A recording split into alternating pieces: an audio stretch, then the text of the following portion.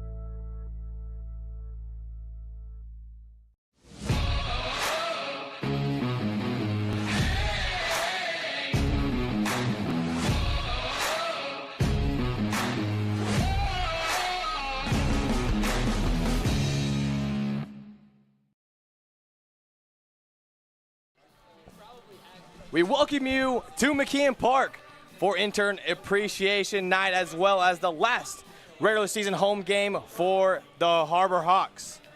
Harbor Hawks take on the Wareham Gatemen. For Nico Sharp, Josh Schreiber, Jacob Irons, we welcome you to another beautiful day of baseball as we wrap up here the regular season at McKeon Park. Yeah, should be a lot of fun. And for the Hyannis Harbor Hawks, they're looking to try and clinch the West with doubleheaders playing out earlier today at noon. It opened up Hyannis to have the opportunity tonight to walk away knowing they've won the Western Division if they get a win tonight. That's why they bring out Aaron Meshulam.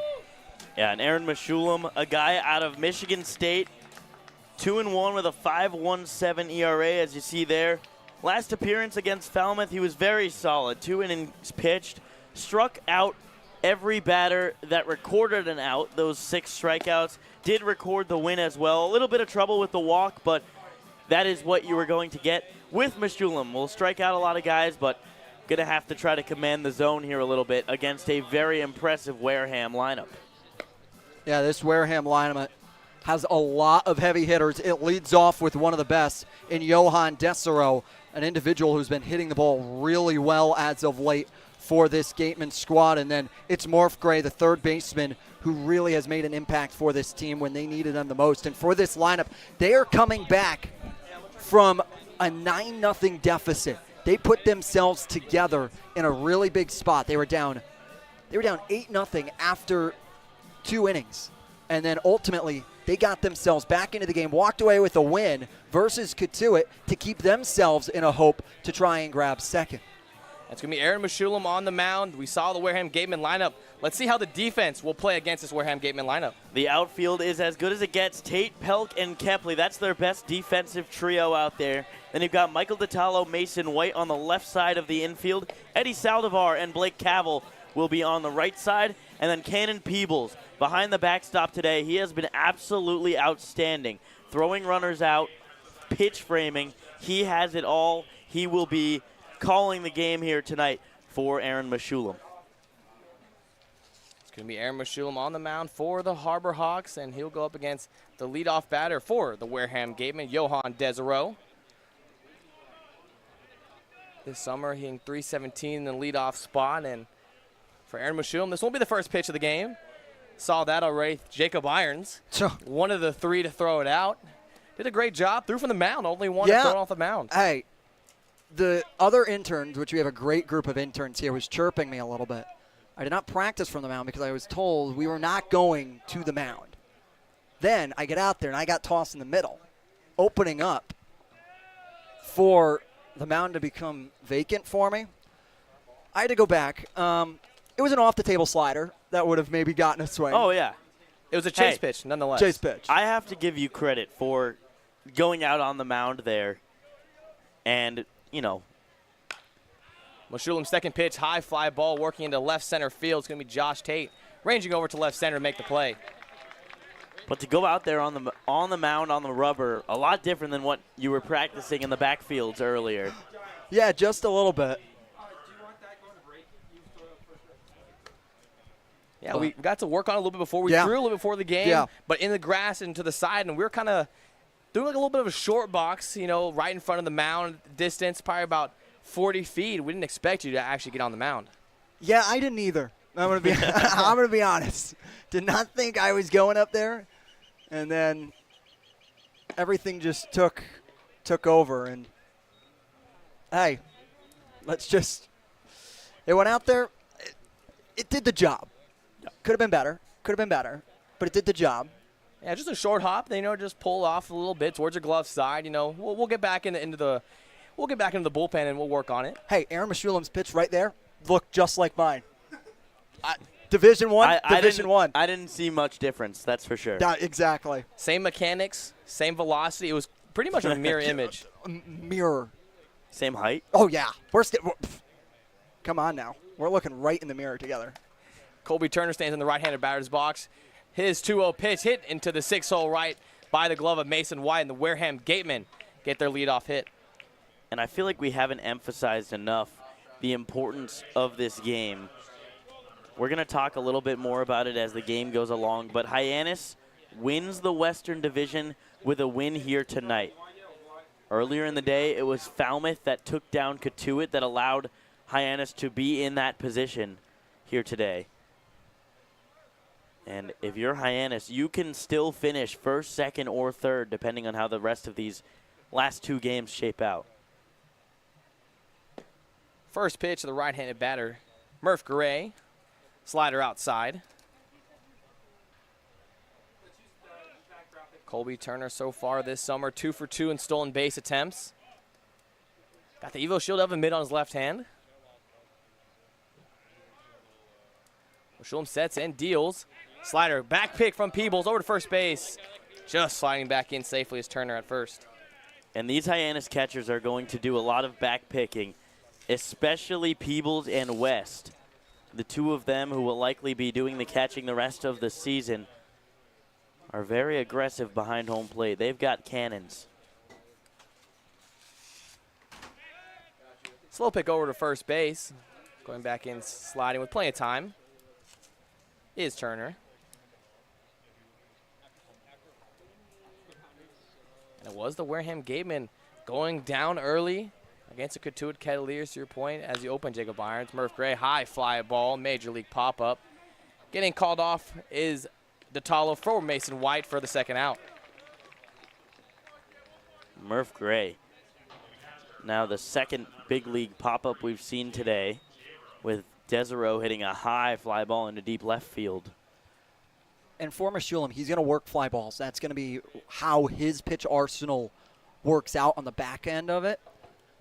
But for him, that also opens up the ability of homers and long gapping hits.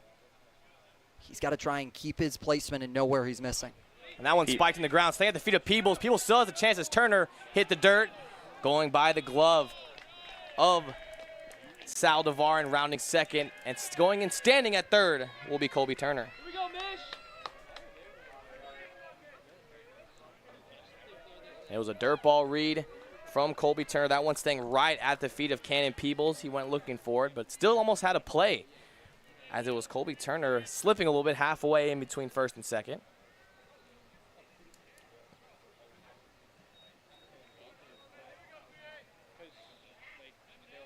Meshulam still one pitch away here with 2 outs. 1-0 slider catching that inside corner.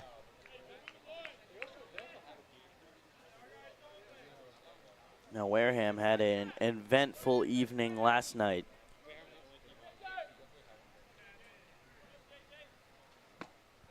One. Getting a called strike on the breaking ball in the outer corner. Playing at home against Cotuit. They are the reason why Hyannis is in the position to clinch tonight. They were able to come back. They were down 8-0 at one point in that game. A hard line drive to left field, working to the left center gap. Josh Tate ranging toward at the wall, makes the play towards his glove side, and Aaron Meshulam will leave the runner at third base, leaving them scoreless. As you see, The great pitching from Meshulam. And you see Jacob Irons coming set. And the delivery. And there's the breaking ball down there. Gets the strikeout swinging. Jacob Irons strikes out the side on first pitches. We'll see you in the bottom of the first for the Hyannis Harbor Hawks. Here at the Mass State Lottery, we're known for our monster wins. But there's no bigger win than the $1 billion we provide each year to support all 351 cities and towns in Massachusetts. In our game, we know that supporting local businesses and helping communities is how we all win. Because at the lottery, we're all playing for the home team. The Mass State Lottery. Welcome to the state of winning.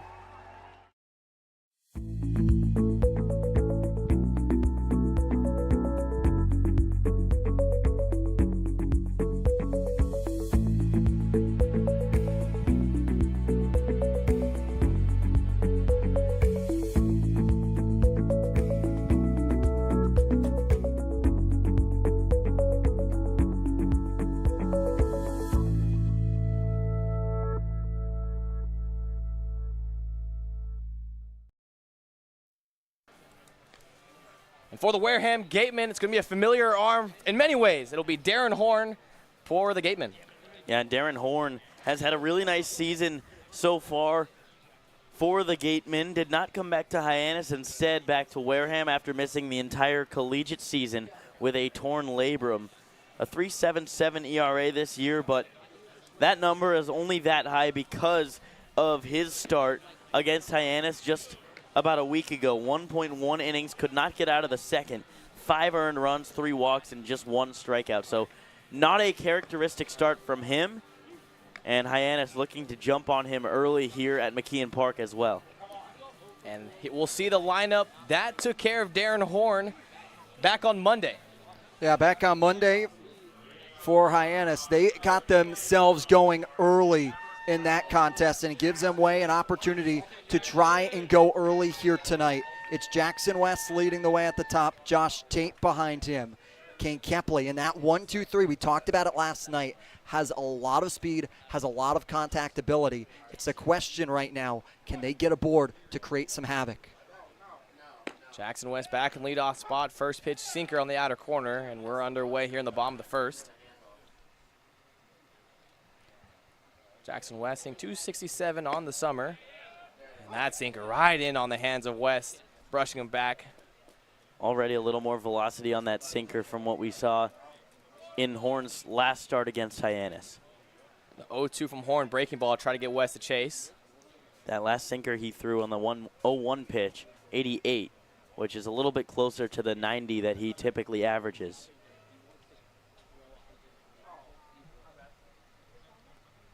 Horn out of the windup. Goes back to the sinker. That one down in the zone.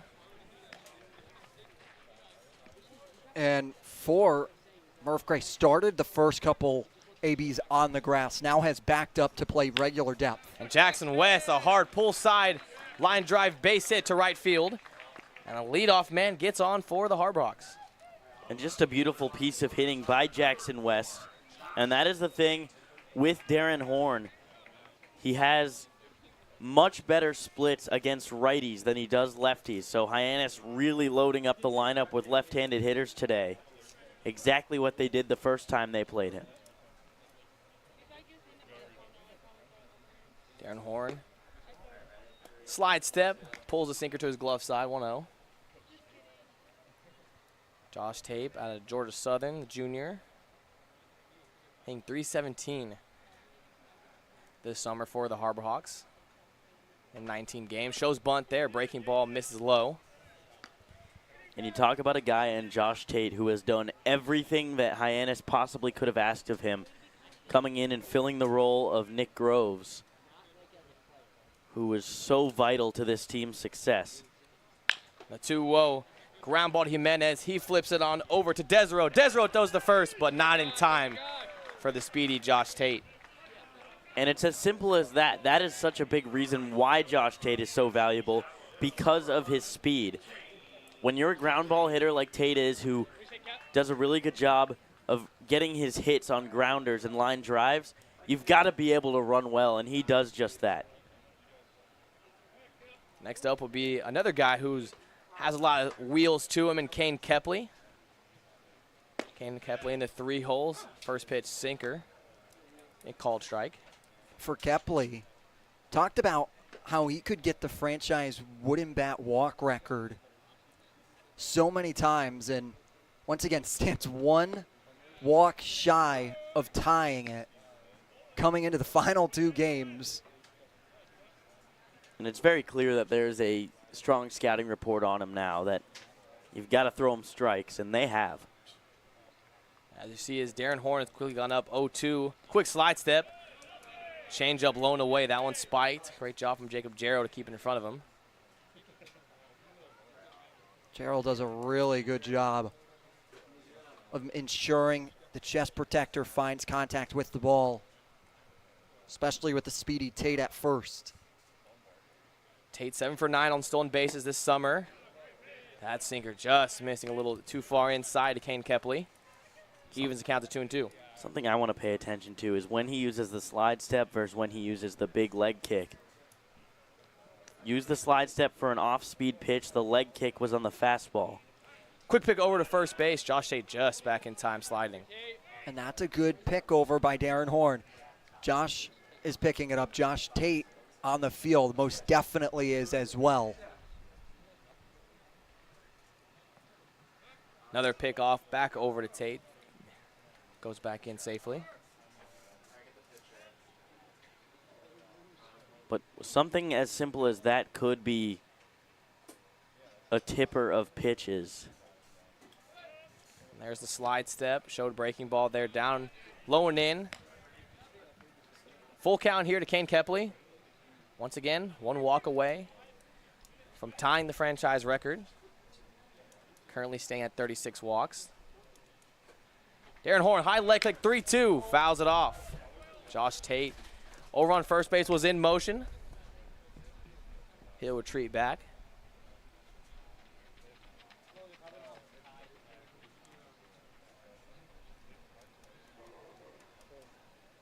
Once again, Josh Tate 7 for 9 stolen bases.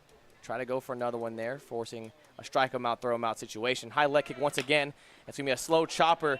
Antonio Jimenez covering the bag at second, has to make a play towards the zone, and Kane Kepley able to beat it out using his speed once again. Runs on first and second for the Harbor Hawks. And that is with Josh Tate going on that pitch. Has Jimenez come over to slide over to second, as you see right there on the center field camera. It pulls him off his line. He has to go charging in. And if you're not right on the ball from Kane Kepley's bat, he's going to get to first base every day. Now in the box is going to be the RBI leader for the Harbor Hawks, Michael Detallo. The DBU Patriot currently has 26 RBIs. You have 2 speedy guys for the Hawks on base. First pitch slider stays up in the zone, hit to dead center field. Willie Parker ranging towards center field. Now one getting past him off the wall. Josh Tate rounding third. He'll score. Kane Kepley making his way over to third base. He goes in standing. And add the RBI total for Michael Detallo, now with 27. RBI double. That's how you want to start if you're Hyannis. Coming in 16-5 when scoring first. They score right here from Michael Detallo. It's a high leg kick that Detallo takes deep, and it gets caught up in the wind for a little bit. Parker was watching it the entire way and found it at the last second, trying to go leaping for it.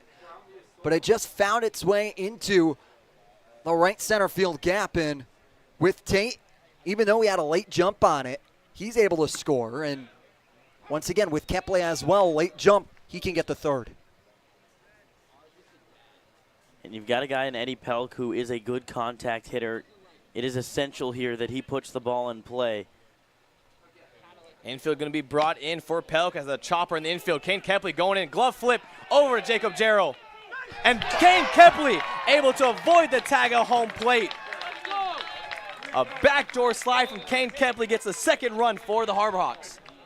And this is what Kane Kepley's speed has. It is so versatile. Off contact, he knows he's coming home. And now watch this, going underneath the tag. It's Kane Kepley sliding around and is able to get in safely. No question there. Mike Kinajosa, the home plate umpire, has it right the entire way. What a slide by Kane Kepley. And no argument from the Wareham dugout either, so. Gerald seemed a bit surprised, but. That'll bring up the Tennessee Volunteer Cannon Peebles, the switch hitting catcher. And with that, because Darren Horn goes home, he doesn't go to first for what you would have envisioned was an automatic out. It now has runners on the corners with only one away here for Hyannis. High leg kick. Another fastball in on the hands of Peebles, 0-2.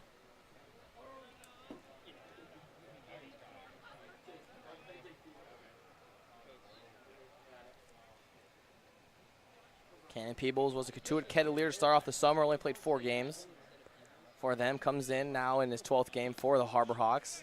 Changeup taken away on the 0-2. 12 games, hitting a 167.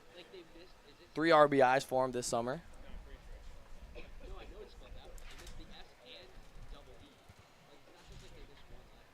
Another leg kick from Darren Horn. Changeup. Peebles able to pull on it, foul it off down the first base line.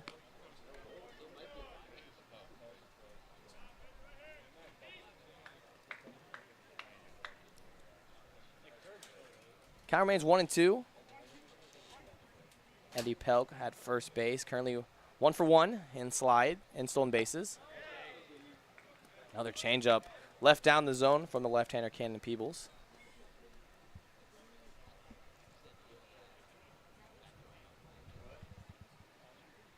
And spin, sinker, changeup that Darren Horn has shown to the switch hitting catcher. Eddie Pelk goes. That sinker staying away. Eddie Pelk, backdoor slide, gets in safely. Antonio Jimenez could not get the tag down, and now 2 ducks on the pond for the Harbor Hawks. And just a throw from Gerald that time where it practically rolled to second base, but he had so much on it that it still almost got Pelk, who did definitely get around that slide. Now with a full count here to Cannon Peebles, 2 runners in scoring position. Wareham Gatemen toes are back on the grass. The infield is in. And that's going to be another breaking ball down the zone, and Cannon Peebles is going to fill up the open spot at first base. And now Eddie Saldivar in a big spot now with the bases loaded. And it's important to remember here, you don't need a grand slam. You don't need to try to score 3 runs on one swing. Just put the ball in play and let something happen. Wareham, a good defensive team, but you can avoid the strikeout. There's a good chance you can score. First pitch to him is a hard line drive to dead center field. Billy Parker ranging under, almost overran it, comes back in, sliding, makes the play. Tagging up from third will be Datalo, advancing from second to third will be Pelk. Harbor Hawks get off to an early 3-0 lead. That ball is moving up in the air once it gets high enough, and for Parker, he almost got fooled there, thought it was going to carry on him, and then died right out of the air, and then he had to come charging in on it. But for Saldivar, it's a do-your-job out.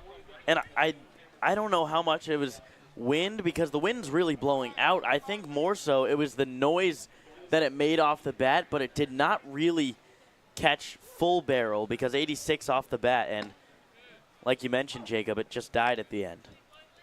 First pitch sinker up in the zone to Blake Cavill, and we've talked about all year long of how hard it is when the ball's hit directly at you to be able to get a good read, and that's what you saw from the center fielder Billy Parker. Delayed steal from Cannon Peebles. He goes sliding into second.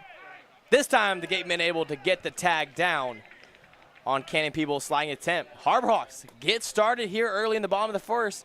Put up a crooked number, 3-0 heading into the second. This will be your college. This will be your home. This is where you will join a community that supports you, cares about you, pushes you, cheers you on, challenges you, inspires you, helps you reach your dreams. Open your eyes to opportunity and your mind to possibility. Your future begins here. Make a difference. Leave your mark. Break the mold. Be a leader. Achieve unimagined heights. Believe in yourself. Make lifelong friends. This is your time. Your place. Your home. Your Dean. It all starts here at Dean College.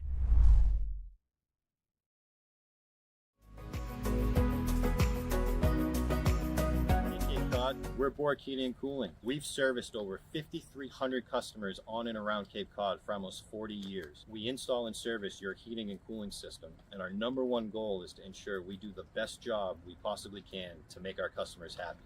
You have the triple cheerleading squad for Bork sitting here. They repaired our heating system, took care of our air conditioning system, and they set something up with the remote system that they installed for us as well. Yay, yay, yay for Bork. We love them. Give us a call when you're in need of HVAC services. Hope you enjoy the game. The lights at McKeon Park stay bright all season long thanks to the NAC Cape Cod. The NAC offers 2 convenient locations in Hyannis and Orleans, both offering delicious burgers, tacos, sandwiches, and more. Visit NACCapeCod.com to order online today. The NAC Cape Cod is proud to be the Light Up the Park sponsor of the Harbor Hawks all season long. Back here at McKeon Park for the top of the second, Aaron Meshulam now working with a 3-run lead thanks to the Harbor Hawks in the bottom of the first. And just a fantastic bottom of the first inning. You could see the aggressiveness they were playing with.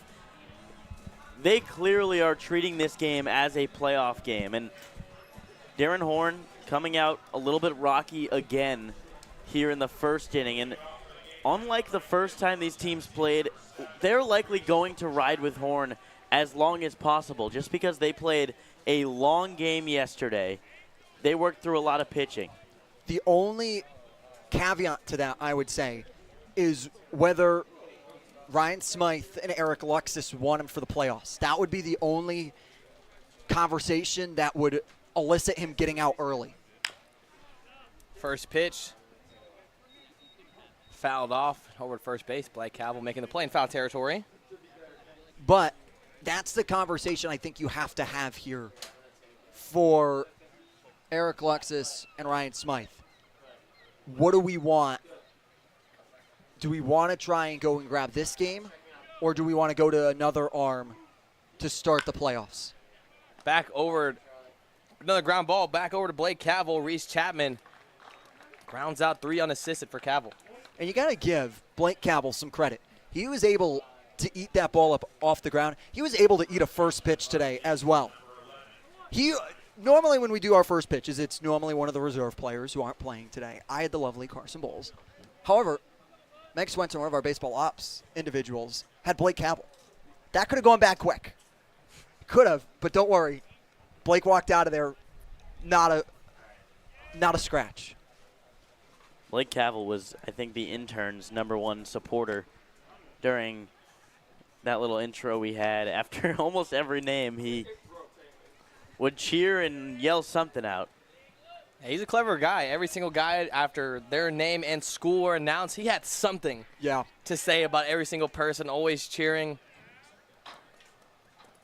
Even saying that he loves the interns. Eli Putnam, 2-0 count here as Meshulam misses down in the zone. Quick whip from Blake Cavill. And that's how he's been. And he is a culture individual for this Hyannis Harbor Hawks team. And Eli Putnam, hard line drive to dead center field. That one falling right at the feet of Eddie Pelk. And a second batter gets on once again for the Gatemen. Talk about Harbor Hawks killers. Eli Putnam is adding his name to that list. And coming off a really big night last night. Had the tying hit to bring in 2 runs to tie it at 9-9.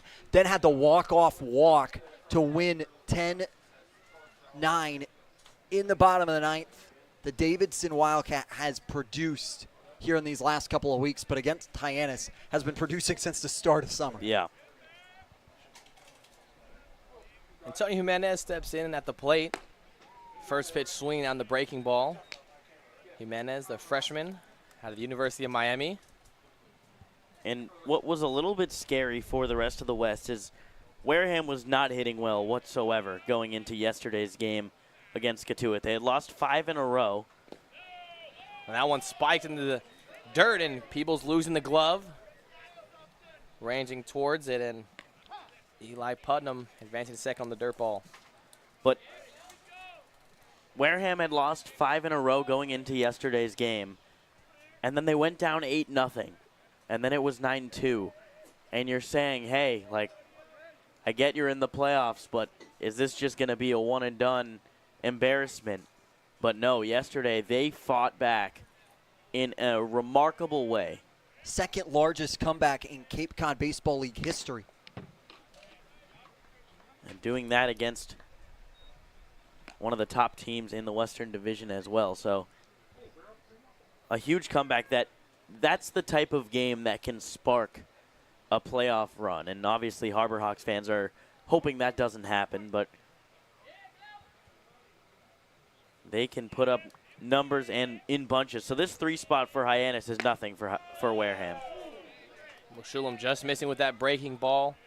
Out and away, try to get Hyannis to chase. And the Gatemen went down early, gave up 14 hits in the first 2 innings of play. They did a great job to come back, see if they can mount here. A smaller comeback here at 3-0, only the top of the second. Getting a great jump from second, Eli Putnam. Throw over to third base. And beating the throw is Eli Putnam, now staying 90 feet away. It was a good throw by Peebles, but at the end of the day, sometimes you steal a base off the catcher, sometimes you steal a base off the pitcher. That one was off the pitcher. Putnam had Mashulum timed up well, and it was only going to take a perfect throw from Peebles. That's Putnam's 9th stolen base of the summer. 9 for 11 on stolen base attempts so far. The 3-2 breaking ball, count his front foot. Mason White at shortstop, throwing it over to Blake Cavill for the out, and the Harbor Hawks will trade an out for a run. 3-1 ball game. And you'll take that at this stage of the game. You kept the infield back, which in hindsight, if they had been in on that play, it likely could have saved the run, but you can't play the game that way. No, and you can't. And for Hyannis, they know with no one in the bullpen for Wareham, Darren Horn's going back out there. And you saw him really well in the first. Got to trust your bats. First pitch to Nate Early, number 15, down the zone. Nate Early showing off the power in the home run contest here about a week ago. Came in second. Breaking ball has Early with a big swing, comes up empty. And just 1 homer on the season so far, but 16 in his collegiate season. Obviously a guy with a lot of pop, can connect at any moment. And the 1-1 changeup.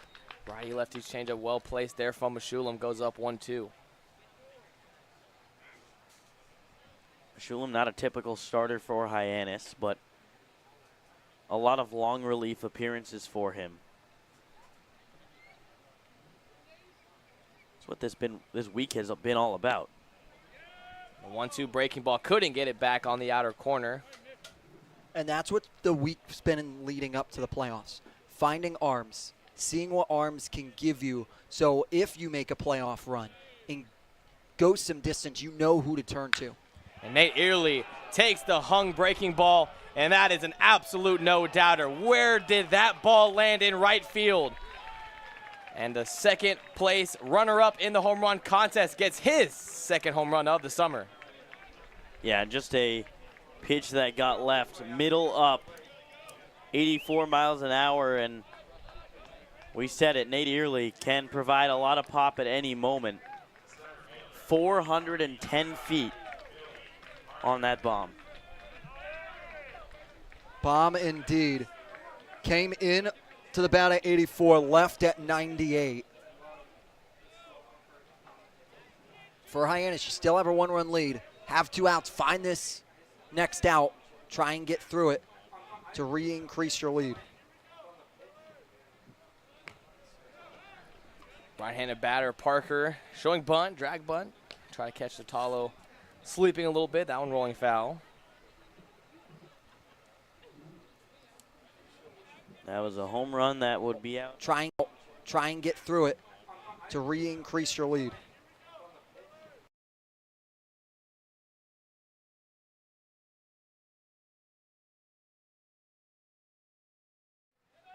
The 0-1 breaking ball gets Parker on his front foot. And for Parker, interesting story. Goes to West Point in the United States Military Academy.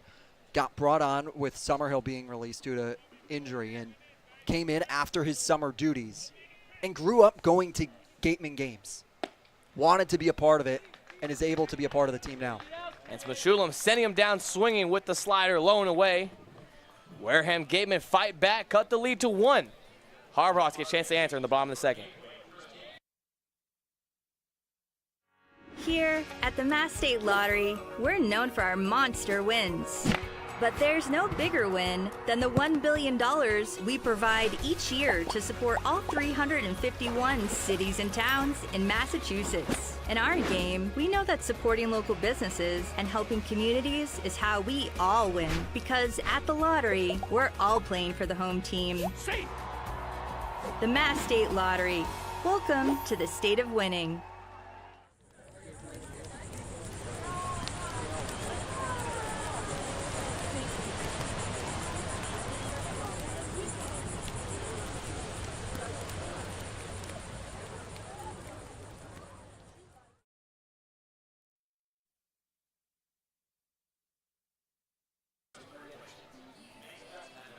Regular season coming to an end for the Harbor Hawks. Big playoff implications exist.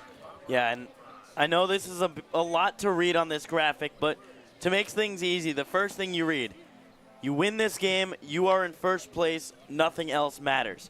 You lose this game and win on Sunday, then you need a Wareham loss and Cotuit loss Saturday or Sunday. So either way, let's put it this way. If Hyannis wins one of these next 2 games, they're in.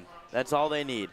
If they were to lose both games, they would need Wareham to, at best, tie 1. If they lose 1, that counts 2. And they need Cotuit to lose 1 of their next 2. So,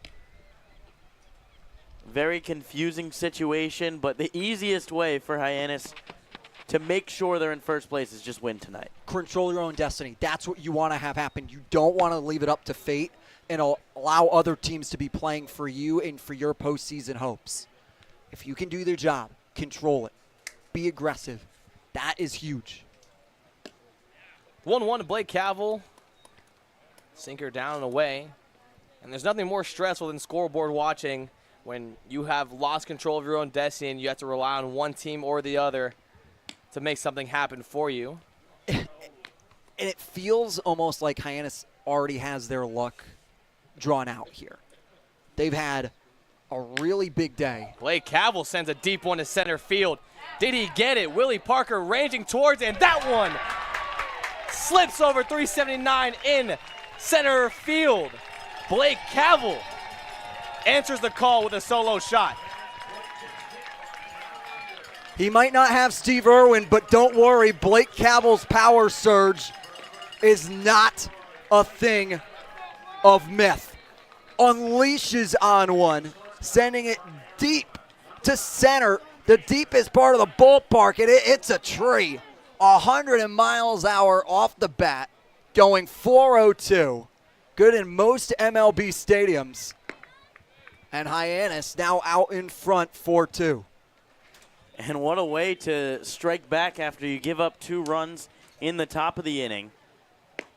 A leadoff home run in the second for Cavill, who, by the way, is having a legendary week overall, on and off the field. I don't know, for those of you who saw the Harbor Hawks on Instagram or TikTok, Mason White goes down swinging, chases the breaking ball and the back foot slider. Darren Horn gets a strikeout after the home run. For those that saw the Instagram or TikTok, we gave Blake Cavill a little kid's camcorder, basically, a video recorder, and he had the time of his life yesterday in the dugout. So please go check out the Harbor Hawks on Instagram and TikTok. I promise you, you will not regret it. And on top of it, we thought it was going to be a scheduled day off for him. Comes into pinch hit. Yeah. Worked a big walk and was a tying run.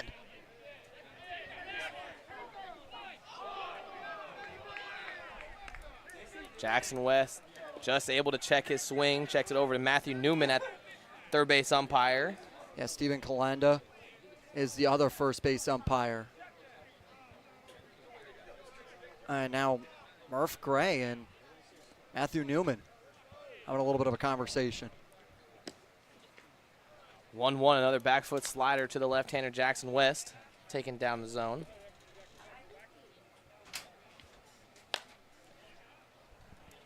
Jackson West on the even count, fouls it off. And West is clearly seeing the ball well out of Darren Horn's hand right now.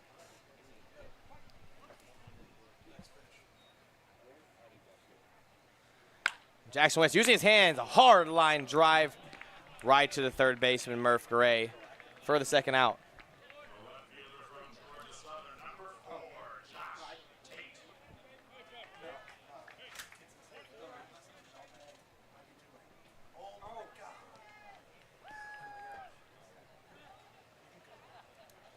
Got some kids in center field looking for the Blake Calville home run. You can see that shaking on the center field camera. That was on them.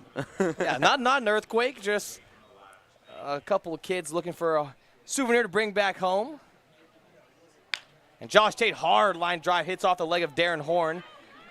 Murph Gray not going to have much of a chance to get the speedy Josh Tate, and Josh Tate gets another infield hit.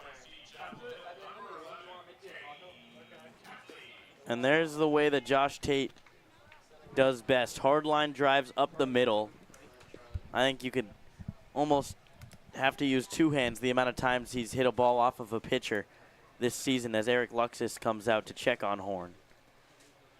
He's going to call a mound meeting, and they're going to make the move to the bullpen. It's going to be a southpaw coming in for the Gatemen after an inning of 2/3 of work for Darren Horn. We'll see a southpaw, and we'll let you know who it is right after this.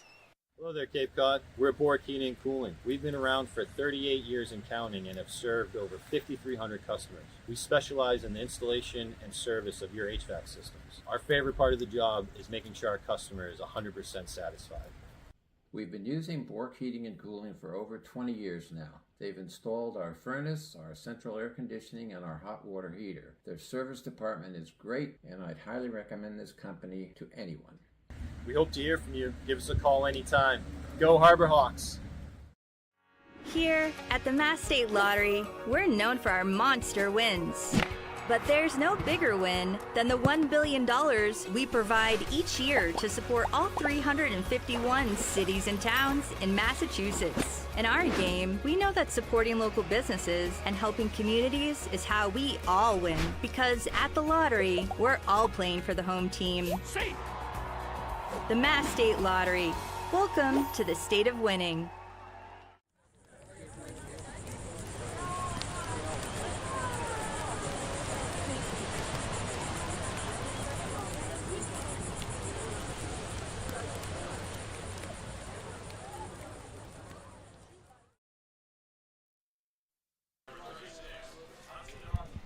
Back here at McKeon Park, 4-2 ball game.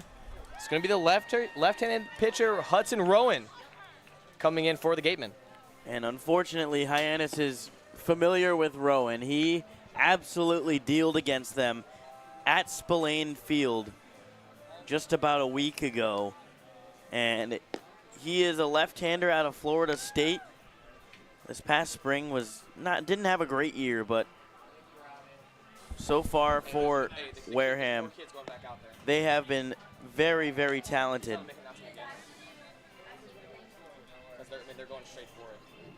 And for Rowan,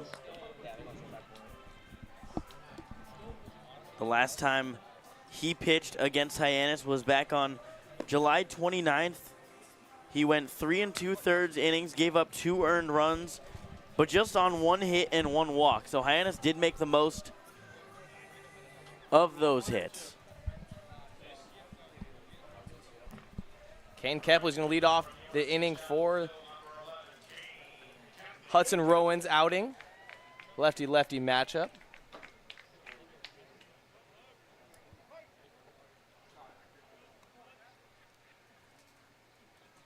Josh Tate standing on first base. First pitch to Kane Kepley is going to be a fastball right off the shoulder of the left-hander. And that's one way to start a rivalry with FSU to UNC. the ACC rivals. First pitch, obviously not intentional, but Kane Kepley gets beamed by Rowan on his first pitch. Now Detallo up in a similar situation to last time, except with 2 outs. Runners on first and second, and a lot of speed. First pitch to him, fastball right in on the hands, called strike. For Hyannis, it's been a good response. You want to try and get yourself back to a 3-run lead.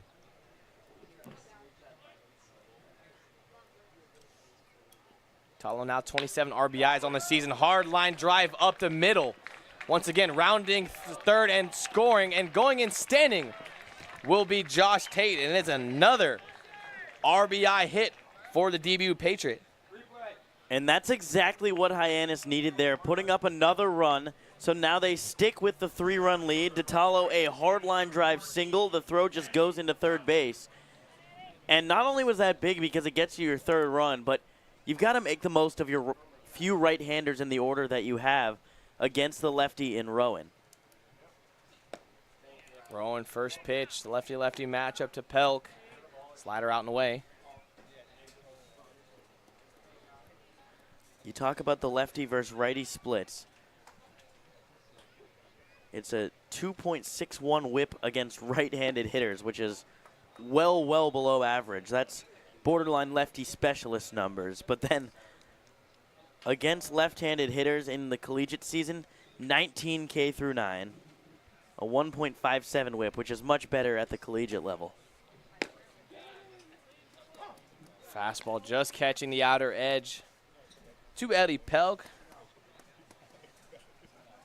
out of Grand Canyon University, hitting .227, 4 RBIs. 2-1 fouled off. It's going to catch maybe a piece of the leg of the catcher, Jacob Jarrell. And for every game Pelk has played in, he's earned himself a walk. That is what makes him so valuable, is that through his 7 games, has 1 walk. He has gotten on base every time he's stepped in. Even averaging more than 1 walk per game. It's currently standing at 9 walks in 7 games. Kane Kepley goes from second. Gets a great jump. Perfect throw from Jarrell. But it's the speed of Kepley to beat the throw. You know how fast you have to be to steal second base off a lefty as quick as Rowan. And with a lefty at the plate, so it's a clear throw for Jarrell, who has a good arm. And the throw was on the money. The 3-2. Fastball misses glove side, out and away, and another walk. It's going to be double digits walks for Eddie Pelk. Yeah. Now 8 games that you have at a spot, you give yourself an opportunity to get yourself bases loaded and put Cannon Peebles in an opportunity to try and go get a couple more. Cannon Peebles, the switch-hitting catcher, now staying in the right-handed batter's box to face the lefty Hudson Rowan. Cannon Peebles, a natural righty. First pitch, fastball down the zone. With that stolen base for Kepley, he now puts himself into a tie with Ethan Conrad of Bourne with his 19th stolen base. They're tied for second in the Cape Cod League.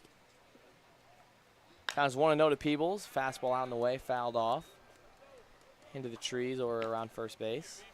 Cannon Peebles is a gamer. You get the feeling that as these games get bigger, he will play more and more of a role offensively. We've talked about how loud contact he's made. Just needs the results. A breaking ball, and that's going to be a pulled high fly ball over to left field. The only question was fair or foul. Cannon Peebles absolutely got all of that one. Josh Schreiber almost called it right there. He was right on it. And for Cannon Peebles, he was on it as well. Just couldn't get it into fair territory. It was on the breaking ball, tried to get his first home run of the summer. Did have 2 for the Volunteers in the spring. As that breaking ball gets away from Jacob Jarrell. Scoring from third will be Kane Kepley. Detallo advancing to third, and Eddie Pelk moving to second. And all of a sudden, even Hudson Rowan is starting to struggle. Hyannis is putting the pressure on with their legs and maybe causing some unforced errors. For Hyannis Harbor Hawks, they don't want their summer to end. It is very clear to them that they want to be here. They want to continue playing baseball. Everyone is vibing with each other right now. And when you have a team culture that is really immersed and enjoying themselves and enjoying their summer, it makes for good baseball. And for Hyannis, they've been playing some of their best as the season has started to wind down. Full count here at Tennessee Volunteer, and that one goes into the 6 hole. Scoring easily is DeTalo, and coming in standing will be Pelk. Cannon Peebles, 2 RBI single. And what a beautiful piece of hitting by Cannon Peebles, extending the lead to 8-2. Hyannis pouring it on here in the first 2 innings. And no amount of runs against the Gatemen is too many. One of the league's best offenses can strike back at any moment. And for Hyannis, foot needs to be on the gas pedal, and it has to be touching the floor. Understanding that these games, with only one other game left to play, you need to have an opportunity to put yourself with momentum into Tuesday. Eddie Saldivar without the batting gloves that time, throwing the bat. We'll see if that has any effect on his abilities. Going right for our first base camera right there. Would have been an expensive bat toss. Oh, right before the playoffs, too. Irons are sweating bullets over here. It's not because of the weather. No. Hey, Saldivar, no batting gloves, no pine tar. Does have a little bit of bat tape around the very handle of the bat as he spoils that 0-2 breaking ball low and away. All natural for him on the bat, and very handsy hitter, and using all your hands there just gets one to go foul.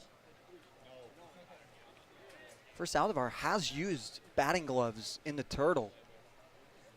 That 0-2 fastball in the hands, almost let it go a second time. Gonna grab some dirt and. I don't know, man. I think batting gloves might be the move on a hot day like today. I mean, my hands are sweating right now, and all I'm doing is broadcasting. What do you think happened on the first pitch? Sweaty hands, I needed a rosin bag. I'm just saying. 0-2 breaking ball, misses low and away. They sweat and rosin, sweat and rosin. That's sticky stuff. Yeah, the sweat actually makes your hand a little sticky. I would have hit him with the iron special then. I was really hoping for it. As the 1-2 to Eddie Saldivar fouled right back towards Jacob Irons. Yeah, no iron special. I was looking for it, but you decided to go with the slider low and away, it looked like. Yeah, there was too many college coaches in attendance here today. If I threw the iron special, they would have been calling my number. Yeah, you'd have been suited up, and Mushula may have been scratched from this. Yeah. I mean, who would have known? You guys look the same height, same velo, and, I mean, you never know. And also keep in mind, the more runs you pour on for Wareham, if they have to keep using the bullpen, Wareham could be who Hyannis plays in the first round of the playoffs. And get eyes in front of them here at McKeon Park. And the bat goes flying a second time, and he was able to somehow foul it off. I don't know how he made contact with that pitch, as he's got a big smile on his face. And he's finally going to call for the pine tar. He didn't want to admit defeat there. He tried his best, but going for first base camera once more. And it's on the drop. It's covered on a liner back. It's coming off the net and going right down on top of it is the fear. Now applying a little bit of pine tar to the handle of his bat. And a breaking ball low and away. Hudson Rowan able to send Saldivar swinging, but the Harbor Hawks, big answer. 5-run second inning, now 8-2. And we'll see you in the top of the third. Your future begins at Dean College. Make a difference. Leave your mark. Break the mold. Be a leader. Achieve unimagined heights. Believe in yourself. Make lifelong friends. This is your time. Your place. Your home. Your dean. It all starts here at Dean College.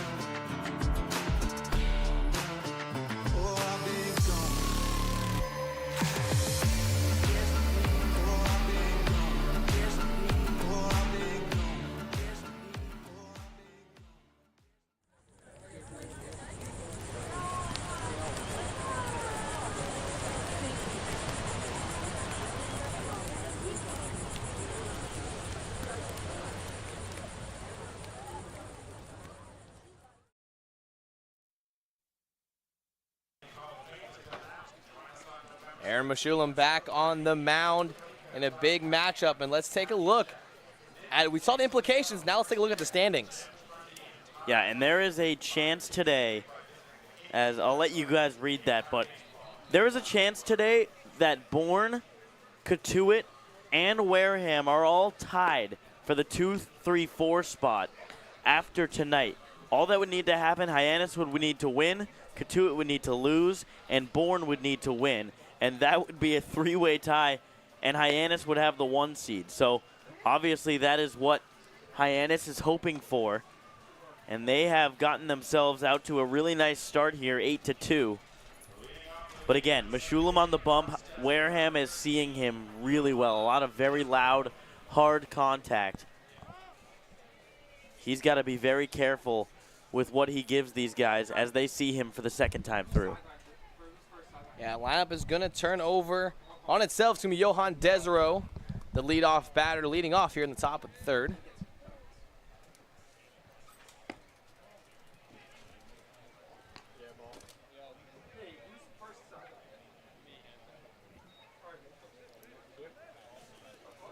One 0 count to Desiro, who flew out to Josh Tate in his first at-bat back in the first. 1-0 fastball. Even the count to 1-1. I want to shout out Robbie, our scoreboard operator, for making me these tacos. We have really been treated good up here in the broadcast booth. Well, we've been treated well.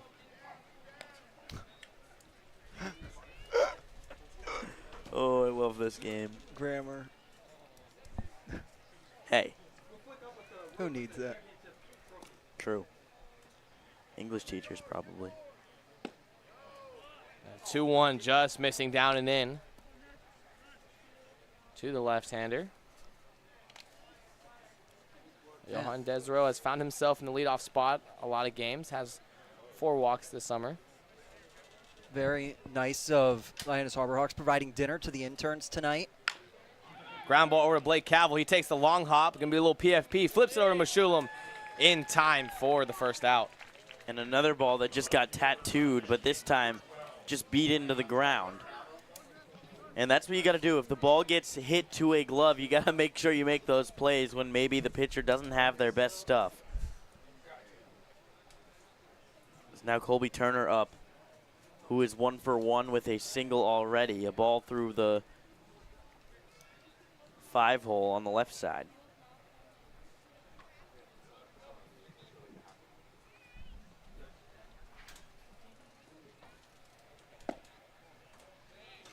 First pitch to Turner. Out and away. Now, Jacob Irons, I got to ask you. You got to be careful eating your tacos because you've still got some eating to do here tonight. I do. Jacob Irons will be competing in the Centerville Pie Company pie eating contest in the middle of the 4th inning against a very strong opponent in your sister. Yeah. She's been talking a lot today. My family's very graciously come up for today. I'm going up against her. I am so nervous that my first pitch was not the worst performance I've had today. that it's going to be the pie eating contest. Now, if you are tuning in right now, make sure please don't turn it off, but if you do, make sure you're back here for the middle of the 4th inning because we won't go to break. We'll be showing that. Oh, good. For all of our viewers. Oh, good. We're staying in. We don't need. We can stay for that. Oh, we're not going to break for that. We wouldn't do that for the world. We'll commentate it. Make sure we get a clear path. 2-1 breaking ball. Has Colby Turner out on his front foot. But yeah, we're going to make sure we have a straight shot. Down, hopefully we're going to have a clear pathway to be able to see that and get that on air. Definitely can't go to break for that. Don't worry. I know the viewers at home not going to want to miss it. As that breaking ball has Turner out on his front foot. Meshulam gets his second strikeout of the afternoon. Great pitch by Meshulam, working its way off the plate, and when he keeps stuff away from him, that's the way to do it.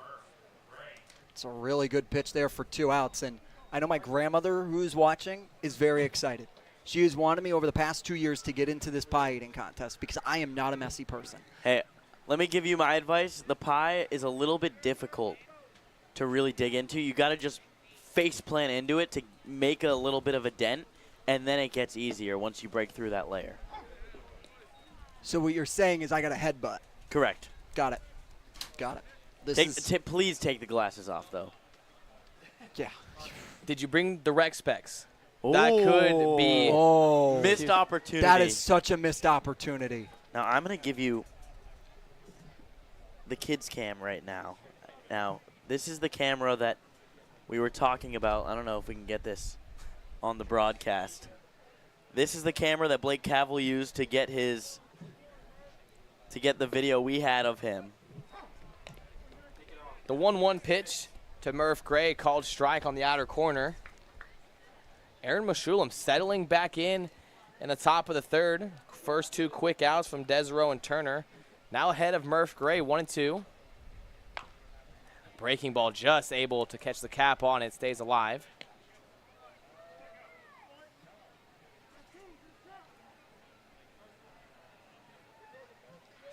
Murph Gray hitting .326 on the summer. 33 games, only 12 strikeouts.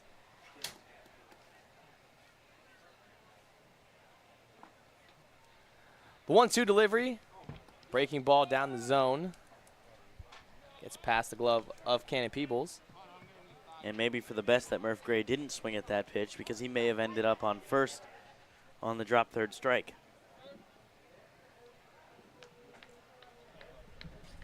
2 balls, 2 strikes, 2 outs. 2s are hot here in McKeon Park. 8-2 ball game. And Murph Gray just able to extend his hands enough to keep this at-bat going.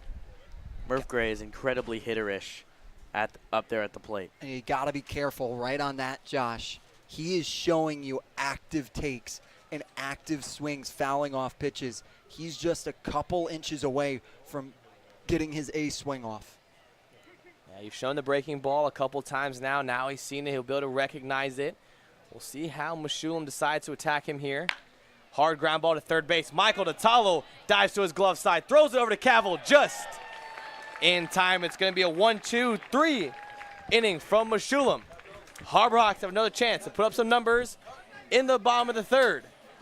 Before we send it for the Harbor Hawks, let's send it over to our good friend, Matt Coates. Thank you, Nico. Guys, new day, new batting practice playlist for this Harbor Hawks team. This one made by none other than our bench coach, Rich Cogliano. Guys, we shouldn't be surprised as Rich throws a baseball at me. Second time I've been hit from a ball from Rich. Just fun facts for you guys at home. But guys, we shouldn't be shocked at Rich's music acumen. He's actually in the Brockton Rap Hall of Fame. R Squared Grooves made one song back in 1986 called Pie in the Sky. He's told our very own Jacob Irons he has not lost that music touch, as he can make you a playlist in about any genre with the snap of his fingers. And guys, I gotta say, that playlist got me going pregame today, so it was working. Now, normally the batting practice playlist is made by Mitch Carricker, so it'll be interesting to see if we host a playoff game who gets that prestigious honor. Hey, if I had a vote, I might vote for our bench coach, guys. That's just me. Back to you. Thank you, Matt Coates. And the music was going today. You could tell Bench coach, Coach Rich, was feeling it. The speakers were blowing. It felt really good. The vibes were good here early for batting practice. What did you guys think of the pregame music? I think Jackson West summed it up best around the turtle today. He was like, Coach, for an old dude, you got some new age versus old age right in the playlist. And Rich laughs, understanding that I got everything right now. I'm such a really good music taste that he can make any playlist. And for him, getting a new playlist out there, getting some vibes, they were high today at batting practice. And he also has a music fun fact. He has never sought after to listen to Taylor Swift. He said it's definitely played in my life, as it is right now, literally playing Taylor Swift in the park. Good timing. But has never listened to Taylor Swift and known it's been Taylor Swift.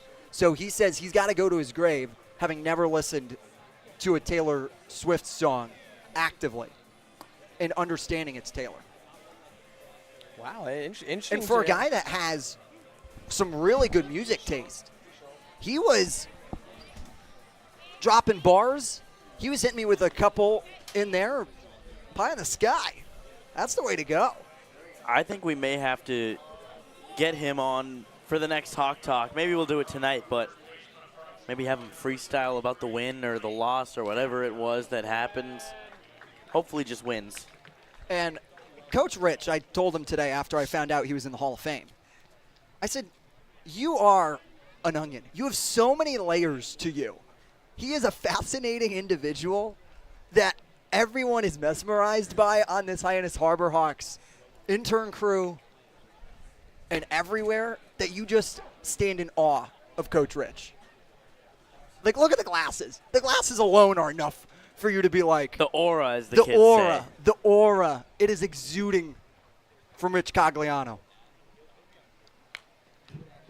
New arm for the Wareham Gatemen. It's going to be Jacob Faulkner, another guy who the Harbor Hawks have seen as of late. Yeah, and the right-hander is almost a submarine pitcher from the right side out of Princeton University. Was a starter there where he did find some success. And Blake Cavill, inside-out swing, sends it over to Jimenez, trying to get the infield single and just able to beat it out. That was a fastball in on the hands that hits off the glove of Jimenez. Cavill finds his way on. Have to imagine that will probably be recorded as an error, but not sure yet. But either way, Blake Cavill on base again here. But Jacob Faulkner is a guy that is going to be much easier to see from the left side hitting. First pitch, a strike, called strike to Mason White. It's going to look like for righties that he's releasing the ball behind their backs. And it's going to go right into a left-hander swing. Mason White going away, a hard line drive, a one-hopper to Murph Gray. He throws it and trying to get the double play to Mason White. And he's able to beat it out. And the ball was hit so hard. Murph Gray almost had to look at his glove for a moment and surprised that he was able to field it. 98 off the bat. And Mason White just barely able to stay out of the double play.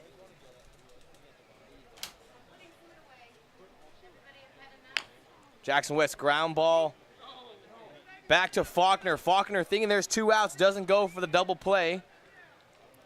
Goes to first to get Jackson West, but now it's Mason White standing at second base. Right now for Hyannis, you've got Josh Tate, one of your best contact hitters, up at the plate now. If he can just get a single, hopefully you score the run and a 7-run lead. Just keep piling on.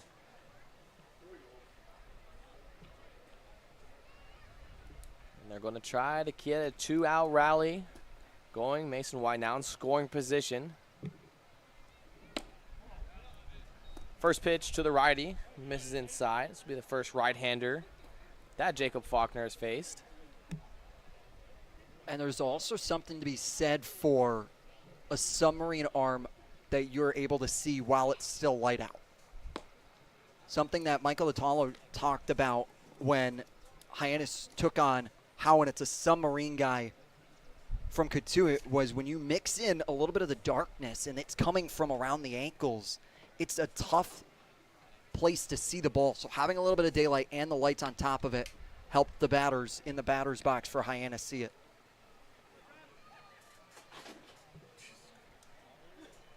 Now 3-0 count with Kane Kepley on deck.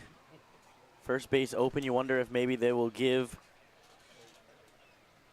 Tate something to hit here. 3-0 fastball grooved in.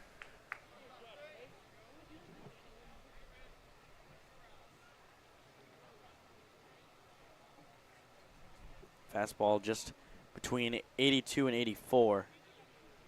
And the 3-1's fouled off. Hit straight down off the plate, going behind the head of Jacob Jarrell.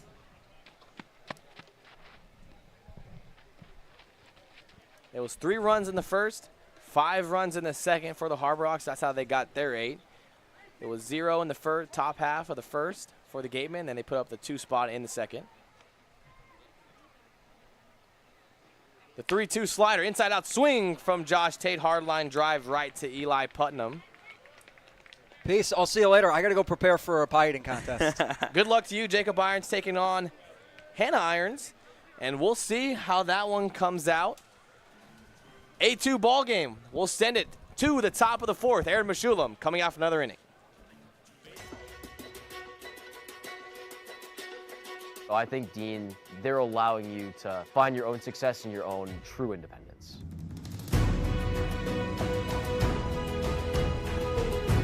Dean is a whole group of all different kinds of people and communities. Since I've come to Dean, I've learned a lot of time management skills. Our community is especially tight-knit, and the majority of our students live on campus. And you are guaranteed 4 years of housing while you attend Dean.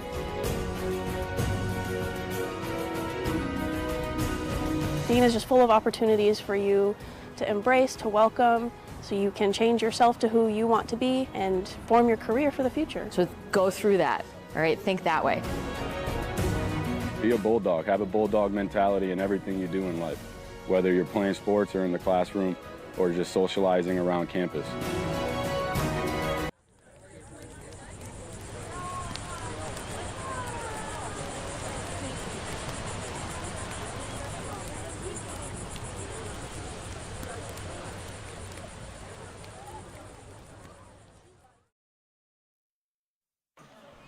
8-2 ball game here. Aaron Meshulam taking the mound once again, but it's time for me and Josh Schreiber to have a little bit of trivia.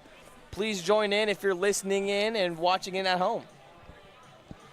What is the Hawks' record for most points in a season? Wow. Okay, so they've got 46 right now. If they were to win out, they'd finish at 50. I mean, that is a... And for the viewers at home, points is done if you get the win, 2 points. You get a tie, that's 1 point. I'm going to say... Season was shortened. I'm going to say 63. Actually, D-Bot's a pessimist. I'm going to say 60.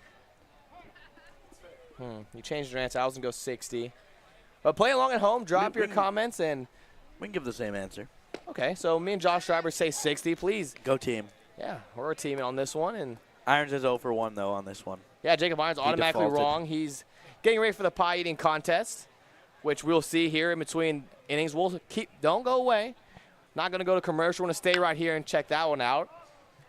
As a high fly ball is hit from the bat of Jacob Jarrell. Ranging to is Josh Tate for out at number 1.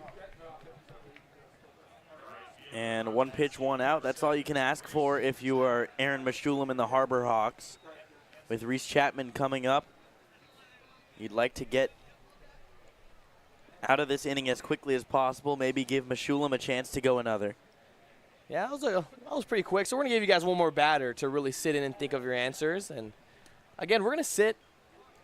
I'm guessing 60. Josh has said 60 and getting in my earpiece. Abby Stokes has just given her guess, our technical boss, our boss at home. 60. Your guess is 63. Chapman hit by the pitch.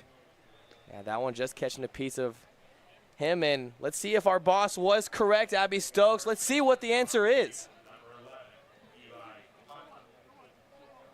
67. Wow. Oh, I almost went with the highest number, but then I realized that it was Dan that did it, and I felt like, if anything, he would put the lowest number in there. But what an impressive 1979 season. Went 33, 7, and 4.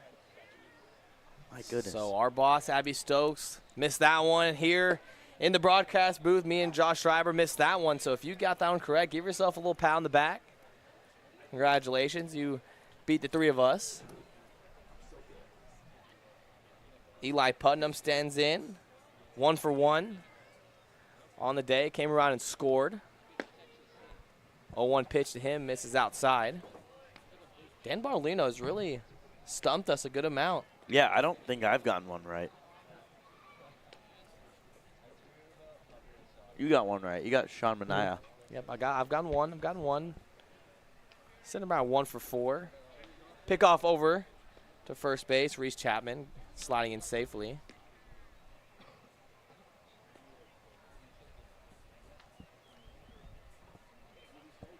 And for Chapman, hasn't had a stolen base attempt yet this summer in 20 games for the Gatemen.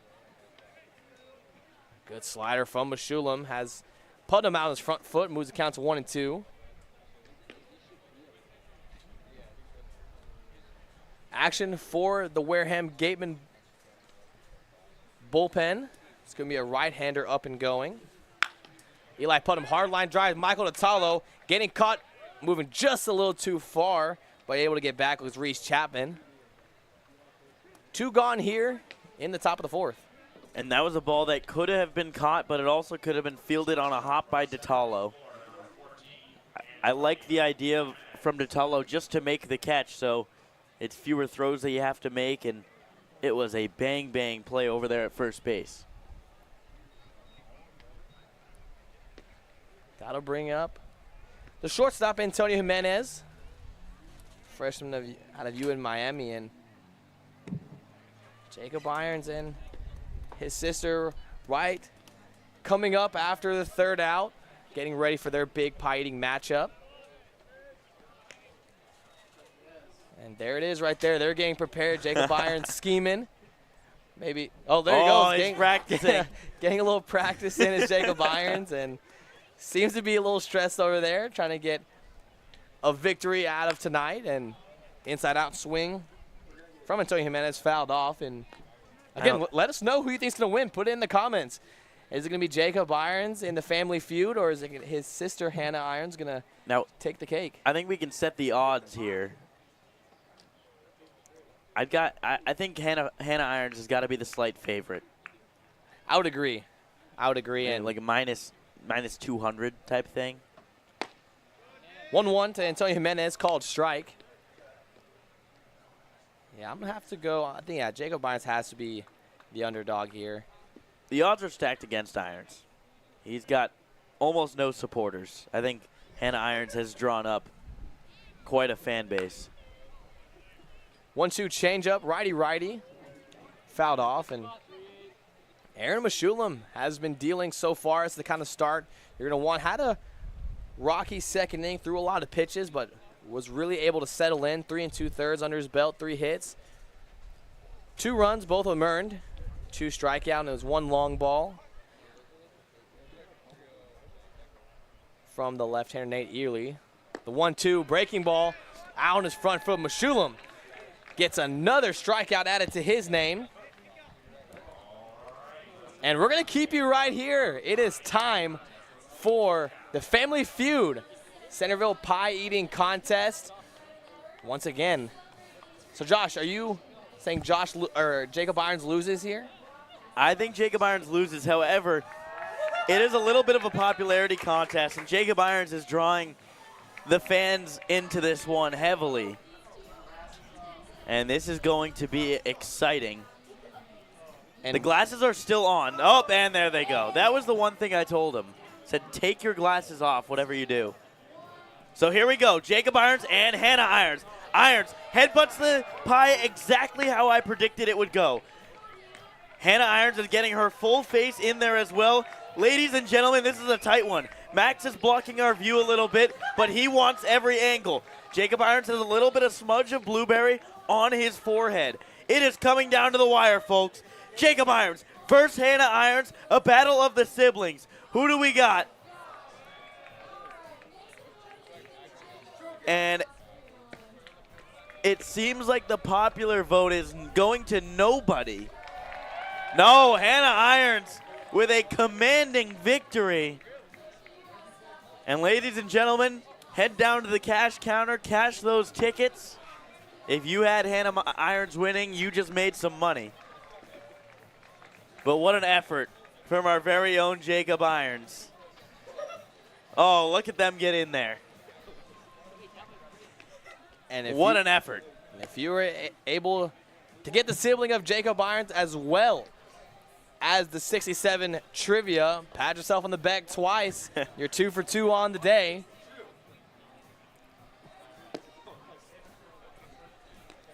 I think we need to have a commentator for most of those. Normally it would be Jacob Irons doing that, but had to fill in for him a little bit.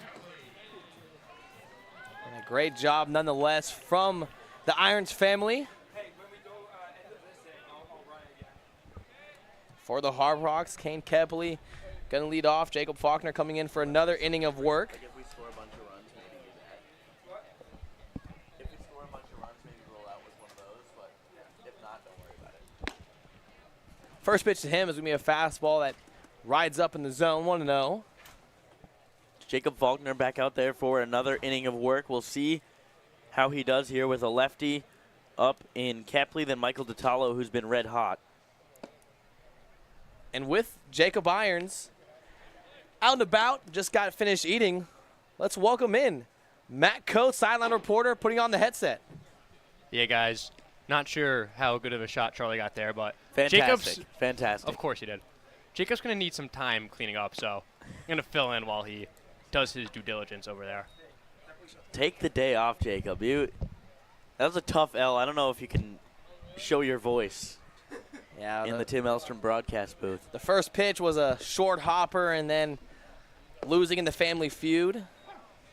It's a tough break, tough day so far for Jacob Irons, but they're going to tell their grandkids about that. Hannah Irons will always have the upper hand.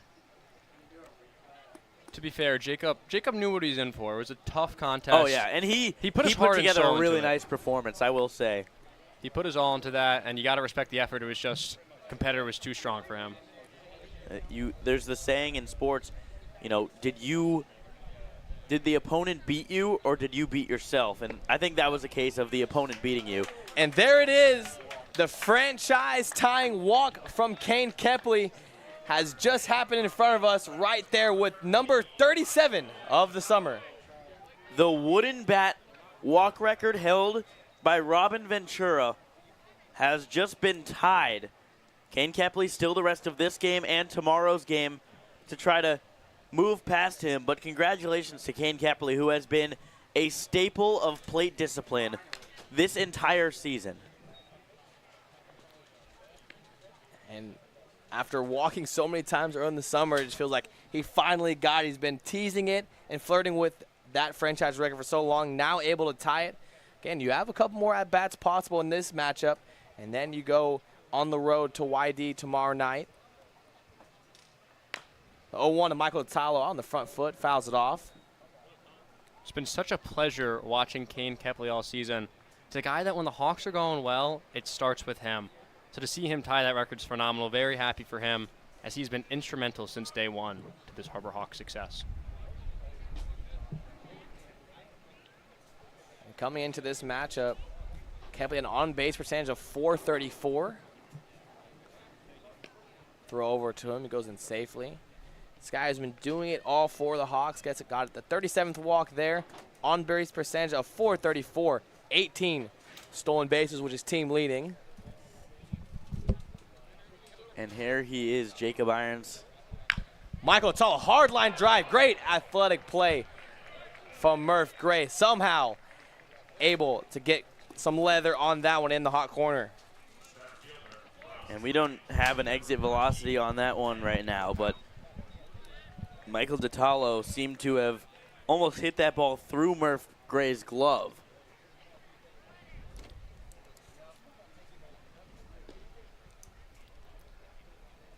Well, Jacob Irons, welcome back.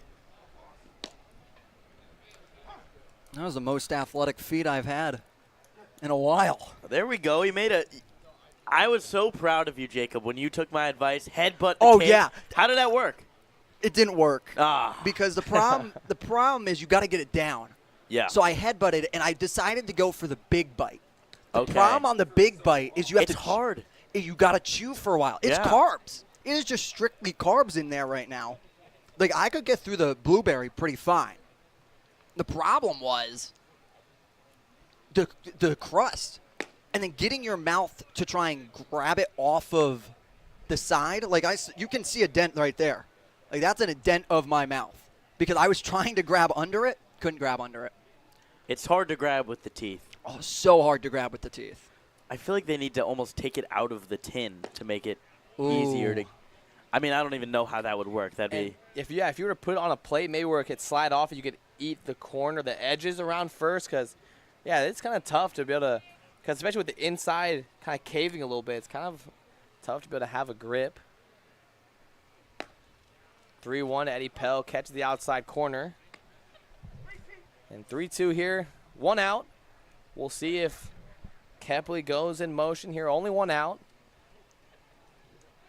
Once again, a lot of speed over at first base, and Jacob Faulkner having a very quick slide step. And there he goes, and Kepley, hard line drive, and it's a great hit and run if it was actually put on, but with 2 strikes, that's not the case.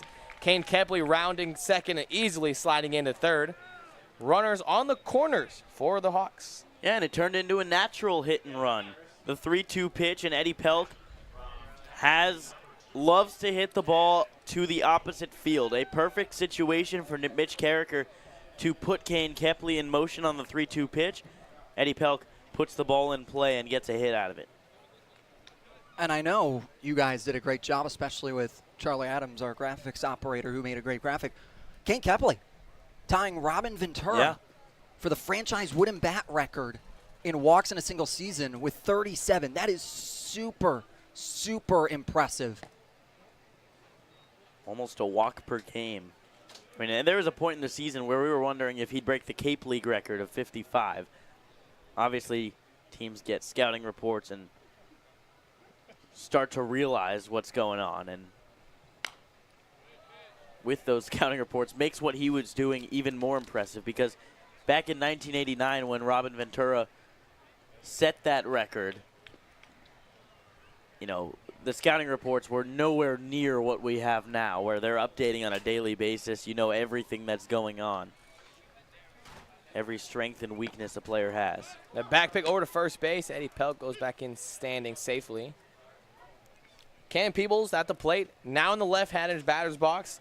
Back in the first, stood in the left-handed batter's box. Then in the second, he would face Hudson Rowe in the lefty, so he'd go flip over to the right side. Now back over to the left side, facing the right-hander Faulkner. It's a broken bat hit, and Murph Gray showing a couple web gems over at the hot corner. And Murph Gray has really made a name for himself this summer. A Cape Cod League All-Star, guy out of Fresno State, where, you know, Fresno State not known for their baseball particularly, but certainly have a lot of big talented guys from there. Aaron Judge, to name one guy, but Murph Gray has really done a nice job in his collegiate career, but you could argue that his summer here, he's been better than he has been in college. Playing against the best of the best. He's a projectable guy, hits the ball real hard, playing a really nice defense at third base as well. You'd expect to see him in the majors at one point. Eddie Saldivar takes the pitch out and away.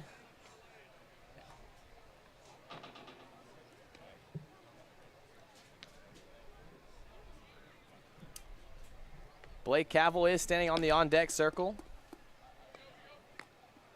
Getting the start at first base tonight, and Eddie Saldivar had a sac fly, to center field, brought in a run in the first inning. One of the 3 runs that come across in the bottom of the first. Had a count 2-0. That fastball going in middle. Saldivar doing a good job of keeping himself active in the plate. Understanding Hyannis wants to try and grab a run here, standing 90 feet away. And he's Saldivar. Hit a chopper over to first base right into fair territory. Eli Putnam just able to make the play and get a look at this. Jacob Irons sending us out with the headbutt and the attack on the pie. Hyannis up 8-2, and Jacob Irons down 0-2 and his festivities today. This week we've been working a lot with doing play-by-plays, just doing behind-the-scenes stuff with sports broadcasting, which I never really realized how much went into it, but it's been really cool. They've grown a lot. I've never really done like a program like this before, so like seeing all the behind-the-scenes has like really grown. I've learned how to really just gain confidence in my play-by-play speaking, and I've learned more terms here when it comes to directing and producing, and I've just had a great time with John Rook. Doing the play-by-play stuff and all that, being with a guy like John Rook, understanding what like the major kind of entails doing this camp, just really a preview for what you do here at Dean or any other college doing broadcasting, so I'm definitely more prepared to make this a job of mine. Here at the Mass State Lottery, we're known for our monster wins. But there's no bigger win than the $1 billion we provide each year to support all 351 cities and towns in Massachusetts. In our game, we know that supporting local businesses and helping communities is how we all win. Because at the lottery, we're all playing for the home team. The Mass State Lottery. Welcome to the state of winning.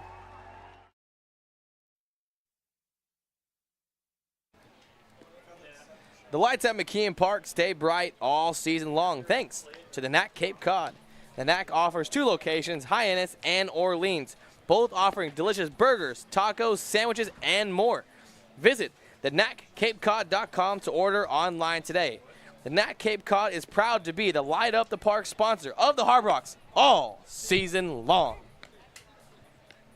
Aaron Meshulam comes out for another inning of work, and so far you can't really ask much more from your starter now entering the top of the 5th. Yeah, and Meshulam has looked much better as the game has gone along. His best inning was probably his last inning of work, where he was able to get the Gatemen down 1-2-3-4, just 1 hit by pitch. Had a strikeout in that inning as well, 3 on the day.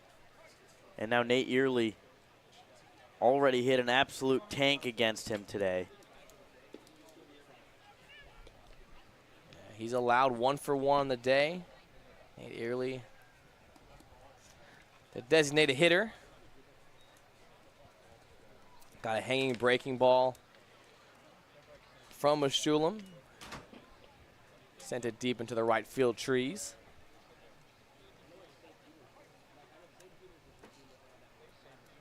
Up in the count 1-0.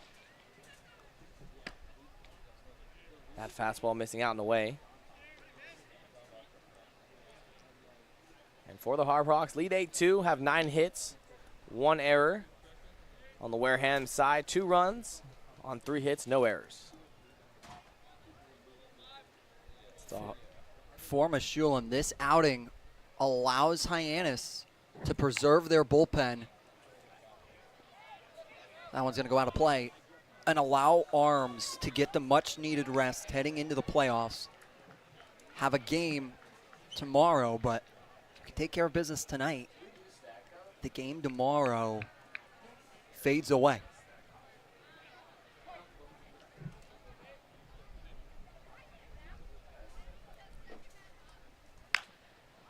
It's going to be a hard line drive into left center field. That one falling in between Josh Tate and Eddie Pelk. Hard round around first base is Nate Early, but retreating back to first. Nate Early starting things off here the right way for Wareham. Top of the 5th inning, a leadoff single as it brings up the number 9 hitter today, William Parker. For the center fielder, William Parker, 0 for 1, struck out in the second. First pitch swing, fouls it off straight back. And it's impressive for Parker's case to be in a military academy and play summer baseball. If you go into a service academy, whether it's the Air Force, Coast Guard, West Point, or Annapolis, you have to do summer service. And you have to serve your country and get yourself, it's almost like a summer internship is how it's been described to me, required, and it's part of your education to learn your specialty, what you see being your classification in the service. So you have that for primarily of the summer. And then to have yourself, instead of going home and resting up, coming to Cape Cod and devoting yourself to the game of baseball is really impressive because you're losing time from home that you could be getting in preparation of going back to West Point, one of the toughest colleges and universities in the entire country. Chopper to Michael DeTalo. He throws, it gets the lead runner. Not in time. Eddie Saldivar not able to make the play over at first base, but get the lead runner at second. And we saw something similar last summer with Derek Berg, who is a catcher for Brewster out of Army last summer, where he came in as we're going to get a move to the bullpen now. Mitch Carricker signaling, and that will do it for Aaron Meshulam's night. And Aaron Meshulam, after 4 1/3 inning of work, looks like it's going to be a right-hander coming in from the bullpen, Reed Mooring. We'll tell you all about him right after this. Cape Cod, we're Bork Heating and Cooling. We've serviced over 5,300 customers on and around Cape Cod for almost 40 years. We install and service your heating and cooling system, and our #1 goal is to ensure we do the best job we possibly can to make our customers happy. You have the triple cheerleading squad for Bork sitting here. They repaired our heating system, took care of our air conditioning system, and they set something up with the remote system that they installed for us as well. Yay, yay, yay for Bork. We love them. Give us a call when you're in need of HVAC services. Hope you enjoy the game.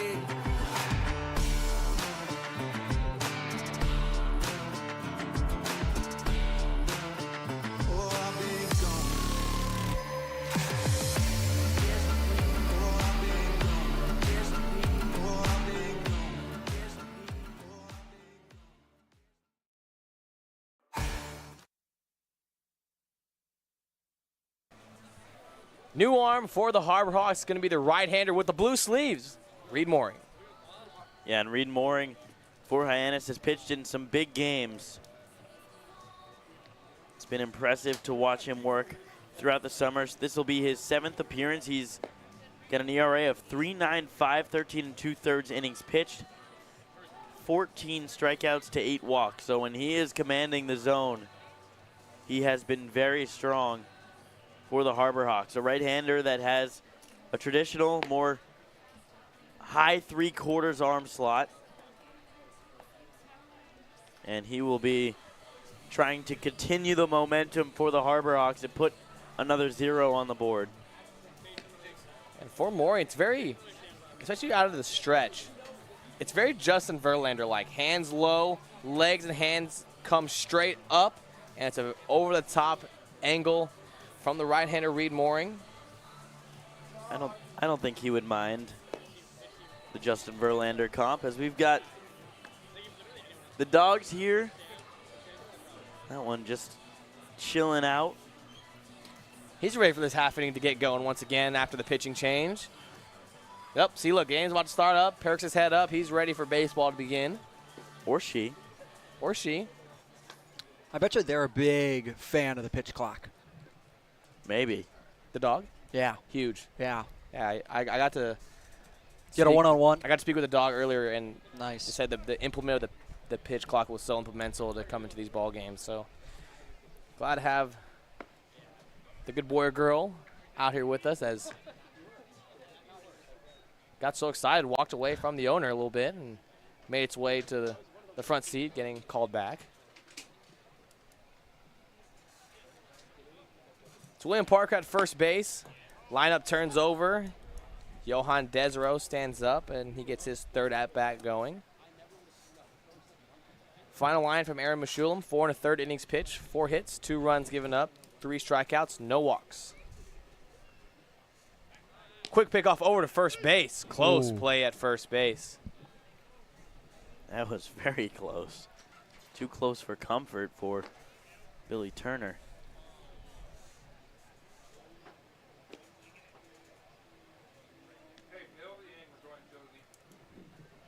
One. Breaking ball down in the dirt. Good 1-1 pitch there from Morin to get it up in the count, 1-2.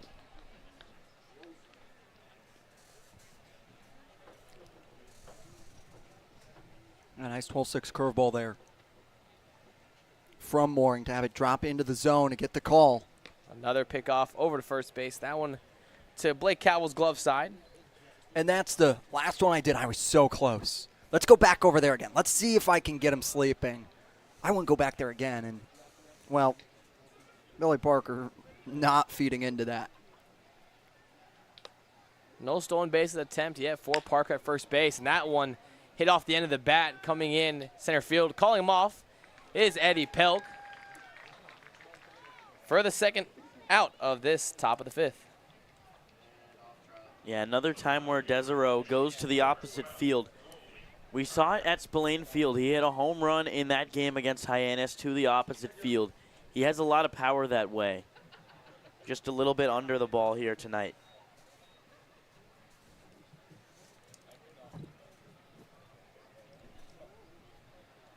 Colby Turner steps up to the plate. 1 for 2 on the day. Shows bunt there. That one missing inside. 91-mile-per-hour fastball, 1-0.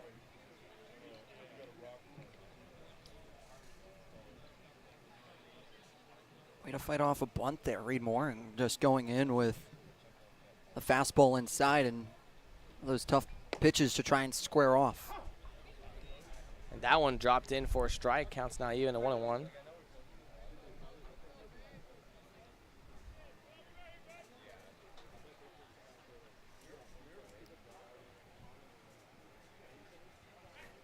Another pickoff over to first base. That one looked like it may have been in time, but a safe call over at first base.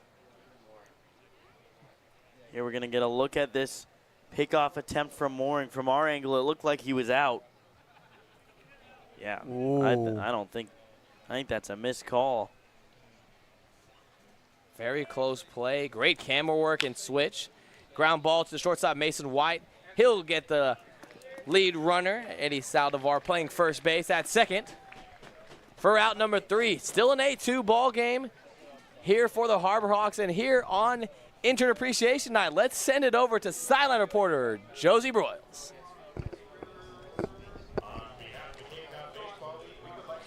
Josie here with Ava Blash, our fan experience and events intern. It is Intern Appreciation Night. We're repping our schools, Indiana and Davidson College. Ava, tell us a little bit about your internship. Yeah, of course. So I'm events and fan experience, which means I run all our in-game activities. We do limbo contests. We do pie eating every time. Shout out Jacob Irons for doing that tonight, and all kinds of fun things. and you're always talking in the stands. The fans love you. The community loves you. What stands out about the Harbor Hawk and Hyannis community? Well, you just said it, like community 100%. The people that are here every single game are amazing. They cheer on the Hawks. Everyone here has a good time. The kids love chasing their foul balls, and it's just such a good community. So it's a great time. This is such a good internship. Honestly, any CCBL internship on the Cape. What's your advice for probable interns trying to get into this internship, trying to get on the Cape, trying to work in baseball? What would you have to say?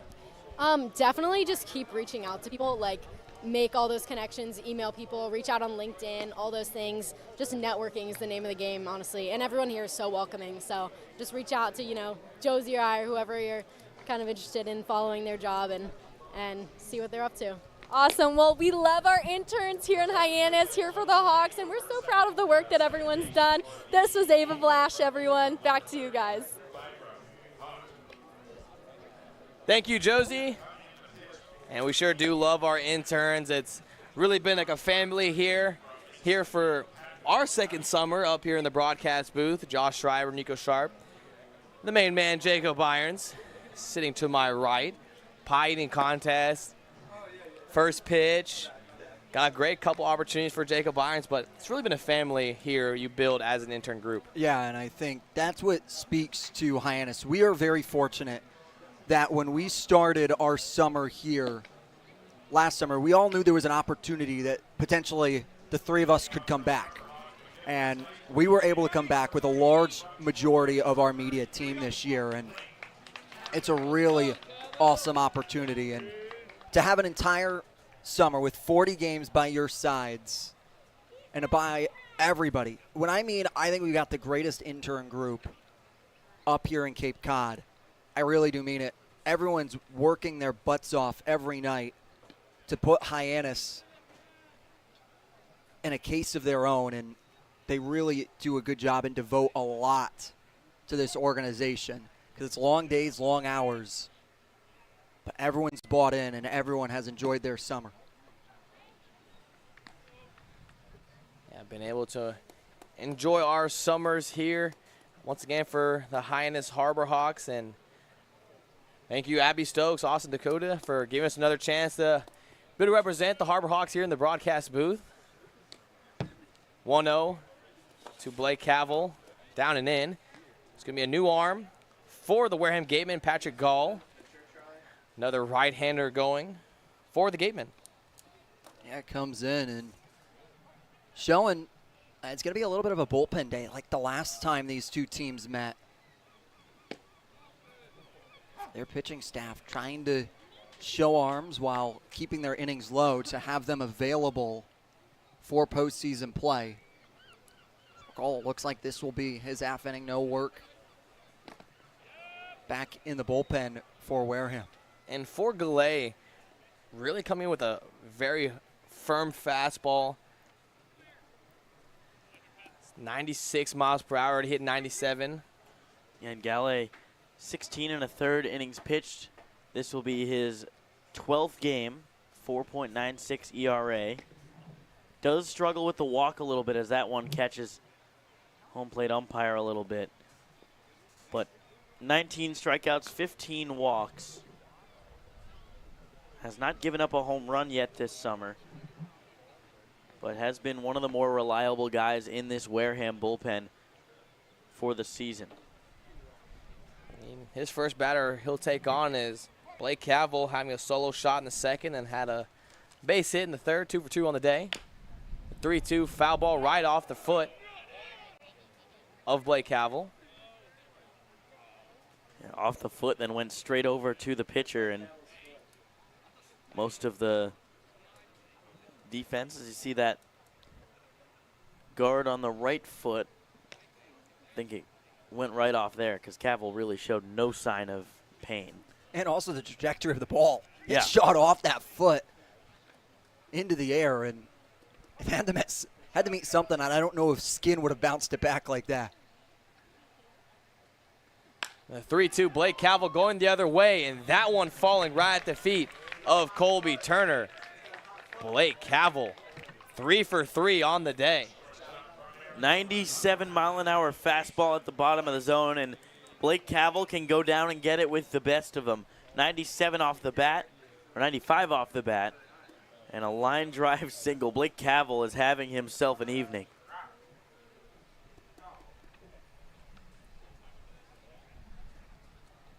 I'll bring up another left-hander for the Harbor Hawks, Mason White.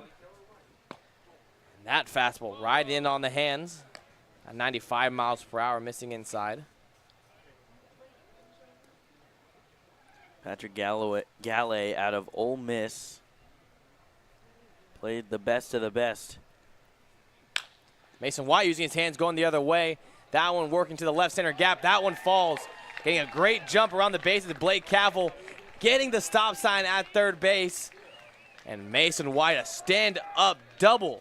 Now for the Harbor Hawks, still with no outs. Mason White yesterday had the game-tying hit, and tonight puts himself in scoring position along with Blake Cavell.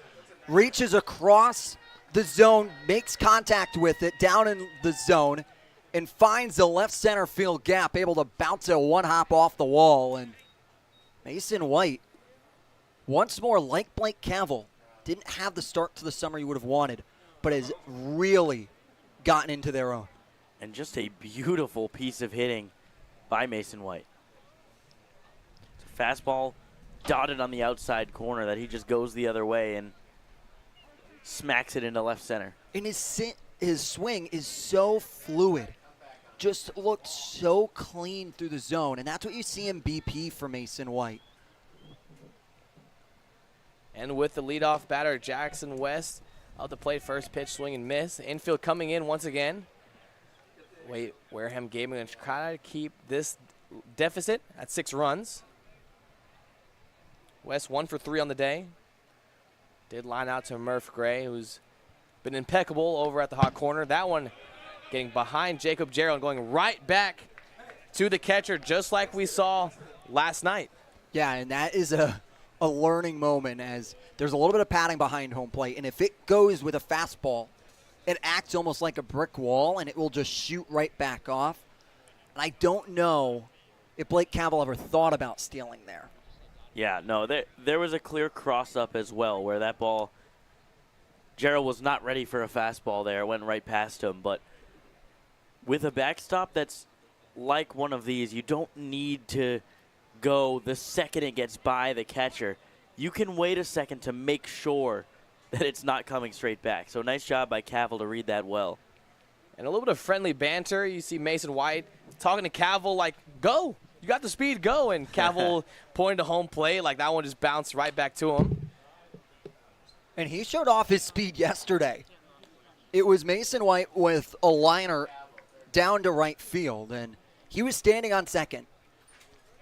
Blake Cavell will be the first to admit, well, probably not, that he doesn't have the greatest speed, but he came in hard and went in full face into home plate, making Hyannis be able to walk away with a tie. Jackson West, hard line drive up the middle, falling right in front of William Parker. And that ball getting away from Eli Putnam. Staying at third will be Mason White, but now advancing to second base on the throw is Jackson West, and we'll do it again with 2 runners in scoring position for the Harbor Hawks. And it was a really nice read by both Mason White and Blake Cavell. Cavell, instead of tagging up, he recognized that it was going to drop, and since it was hit so hard, he had to take a couple steps off the bag to make sure he'd score easily. Mason White doing a nice job not to force anything when the ball got away. Second and third, nobody out, top of the order up. You really like your chances with Josh Tate now. Josh Tate, the 2-hole for the Harbor Hawks, comes up, and you have a base open. You have Kane Kepley on deck, who just tied the franchise wood bat record in walks.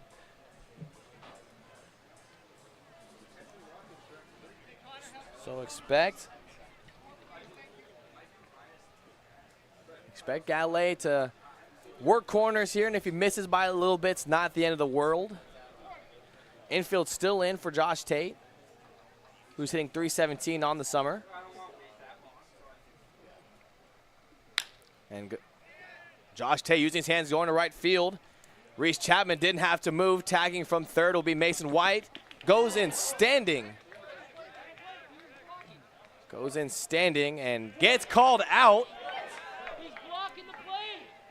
as home plate umpire Mike Hinojosa saying he did not touch the plate. And Mitch Carrick going to have a quick conversation with him. So that, without the ball, I don't think at that moment he is reaching for the ball. So that is going to be where you're going to have the opportunity for Gerald. It's not obstruction there because he is reaching for the ball. He's making an active play. If he was just standing there and wasn't doing anything in relation to the ball, I think that is when you could see an obstruction call behind home plate.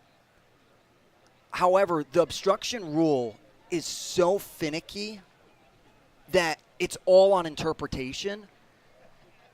And I wouldn't be shocked here if Mike Hinojosa calls in his other umpires to have a conversation there. We're going to get another look at it here, as from the beginning it was a really nice job by Chapman to make a throw on the line. And the ball does take Gerald, but if you are Mason White there, you got to slide. You got to at least try to get her, whether you slide or try to get around him, that's too close of a play not to slide. And he Mason White kind of put himself at risk there of an injury. Yeah, good to see him walk off. And, yeah, just a throw that brought Jacob Gerald up the line a little bit. And they always tell you the player does have the right to the ball. It's going to be the runner who's going to have to move around him. You see that in a bang-bang play where a runner will hit a fielder that's trying to field the baseball, but the fielder has the right to be there. 1-0 to Kane Kepley. And through all that, Jackson West now standing at third base. Still have a chance to try to get a run scored. And what a throw it was from the right fielder, Reese Chapman, who is pretty deep over there in right field, able to make the play. A dart from Reese Chapman in right field. Gun into home, and it was a quick load up, and Chapman was able to send one well to Gerald. And it's a great job also by Putnam acting like he was going to cut it off on top of it. 2-2 count. Kane Kepley was up ahead 2-0, and it's the Ole Miss Rebel on the mound.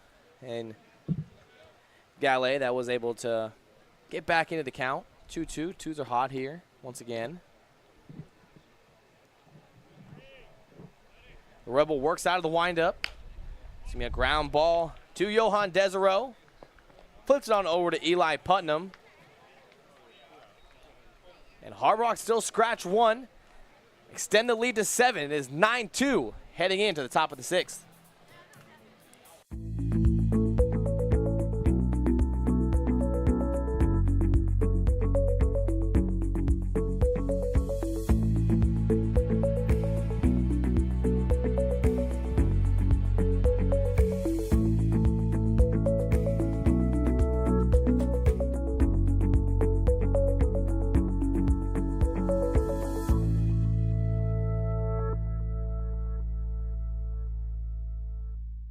Here at the Mass State Lottery, we're known for our monster wins.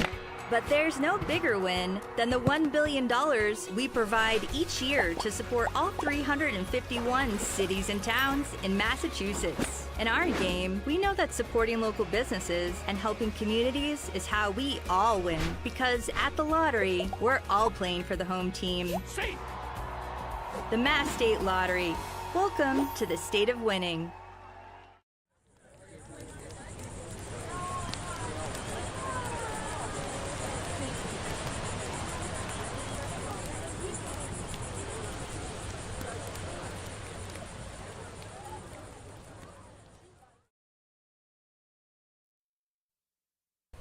Do you want to join the Harbor Hawks family? Well, you could become a host family for one of the various 2025 Hawks. Hyannis Harbor Hawks are looking for host families. If you know someone who lives on Cape Cod, or if you live on Cape Cod, consider putting in your services to be a host family and contact the Harbor Hawks at harborhawks@gmail.com. for the 2025 season. You always hear about the family mentality that the Harbor Hawks have here at McKeon Park, but you also always hear about the family mentality that comes with hosting a Hawk and the relationships that you build whenever you host one of these players. And for Hyannis, they're sticking with Reed Mooring as he will face the heart of the Wareham order, starting with Tristan Murph Gray.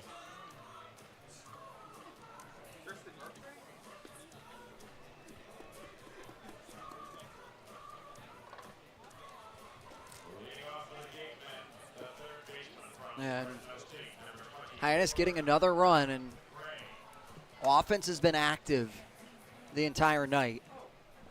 And that's going to be one of the key concepts of the game here for Hyannis. Keeping the momentum, keep the pendulum swung their way to never allow it go the other way. It's going to be up to Reed Mooring to try to hold this 7-run lead. First pitch breaking ball. Missing inside. To the righties going to be Murph Gray, Jacob Gerald, Reese Chapman. Due up for the Wareham Gatemen here in the top of the 6th. Reed Mooring working out of the windup. Fastball missing arm side at 92 miles per hour. And before the half inning started, Cannon Peoples taking the time to talk with Mike Hinojosa, having a conversation with him as the catcher on the play. Good changeup down the zone. And knowing how Cannon Peoples operates, it's safe to understand he's asking for a clarification, knowing that him as a catcher, he puts himself in a position to succeed in understanding the rules in that spot. A 2-1's going to be a chopper into the 6-hole. Mason White attempt to make a Jeter play, throws it across, not in time. What an effort going deep into the 6-hole was the shortstop Mason White. And it was a really impressive attempt from White. But now you get the leadoff runner on an infield single. Middle of the order up, starting with Jacob Jarrell. Jacob Jarrell, who's 0 for 2 on the day. Flied out to Josh Tate twice. Hitting .221 on the summer. First pitch breaking ball. Missing high and arm side as another Wareham Gateman gets up and going for them. Yeah, that'll be David Eckes out of FIU. 12-6 curveball staying down in the zone. And Wareham Gatemen going to treat this game just like a bullpen. There's a bunch of bullpen sessions, laying their guys instead of throwing your bullpen sessions before the game. Ground ball to Mason White. That one slipping out of his hands on the exchange. And not able to get the lead runner. Still nobody out, and the first 2 are on for Wareham. Yeah, and that time Mason White just had trouble getting the ball out of his glove, trying to make what would have already been a difficult play going to second base.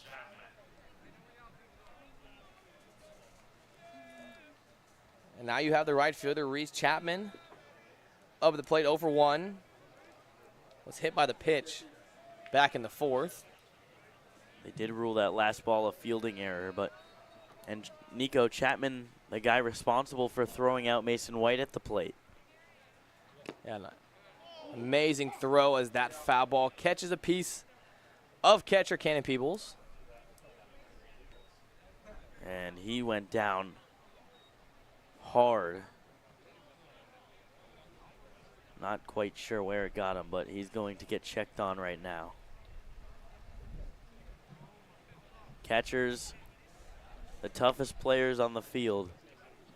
They take an absolute beating back there. And even with all that equipment, there's still a lot of them that is left exposed. And I think that might have gotten them where the sun don't shine. Yeah, it's a tough one. You can see interim trainer for the Harbor Hawks laughing with him, so it's safe to assume that he's all right, but just may feel a little uncomfortable at the moment. And Jen Hollis, the one day off she has taken this summer for Hyannis, has an engagement party, and an interim trainer stepping in today, checking on Peebles. And Mitch Carricker also out there having a conversation. And speaking of engagement parties, just want to shout out one of our bosses, Austin Dakuda, who got engaged recently. So if you know Austin, make sure to leave a comment, say congratulations to him. He is a little bit shy about it, so just make sure that he feels the love. He does so much here for the Harbor Hawks, in charge of all the sponsorships, and happy to see him happy. But Cannon Peebles now seems to be all right, a very good sign. He's able to get back behind home plate and let himself get ready to catch for Reed Moore. 0-1 count. After the quick delay, Cannon Peebles all right. Fastball down the zone, out and away. And still 2 runners on for Wareham. It was Murph Gray getting the base hit and Jacob Jarrow reaching on the error. Still nobody out, and again, 7-run ball game, but as you just saw last night, the Wareham Gatemen can turn around at any moment. So that one shortly gets away from Cannon Peebles, but staying at second with Murph Gray. Right now, just don't focus on the runners with the 7-run lead. Even if both of them score, you still feel confident as long as you can get outs. You'd exchange runs for outs at this point. Runners on first and second, so not at that point yet, but. The 2-1. True 12-6 curveball dives off the table. Big swing from Reese Chapman. And if you're Reed Morning, you gotta pitch. You're going to want to pitch with a lead here. You're up by 7 runs. Make the Wareham Gatemen beat you by hits. No free passes. Go right after these hitters. Here in a 2-2 count. Another high leg lift. Another 12-6 curveball. That one fouled off. Nice little play by first base coach over there. Gets a nice little cheer from his dugout.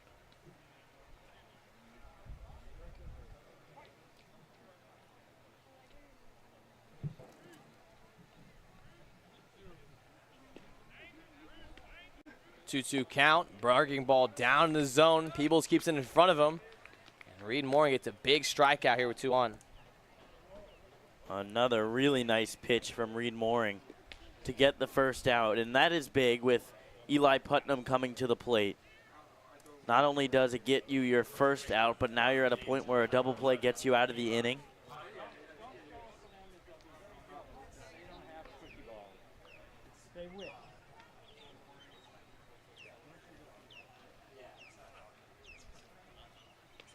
Now 1 out, and you have Eli Putnam at the plate, who has made his case for being a Harbor Hawk killer this summer.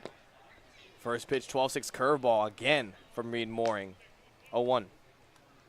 And that is what Reed Mooring utilizes his 12-6 curveball so well, in the fact that he is able to use it whether it drops into the zone or drops out of it. That time, using it to drop out of the zone.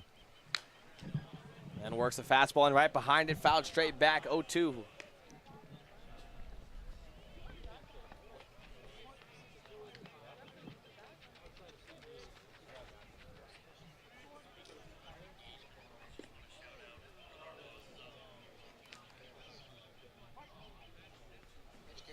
Counts 0-2.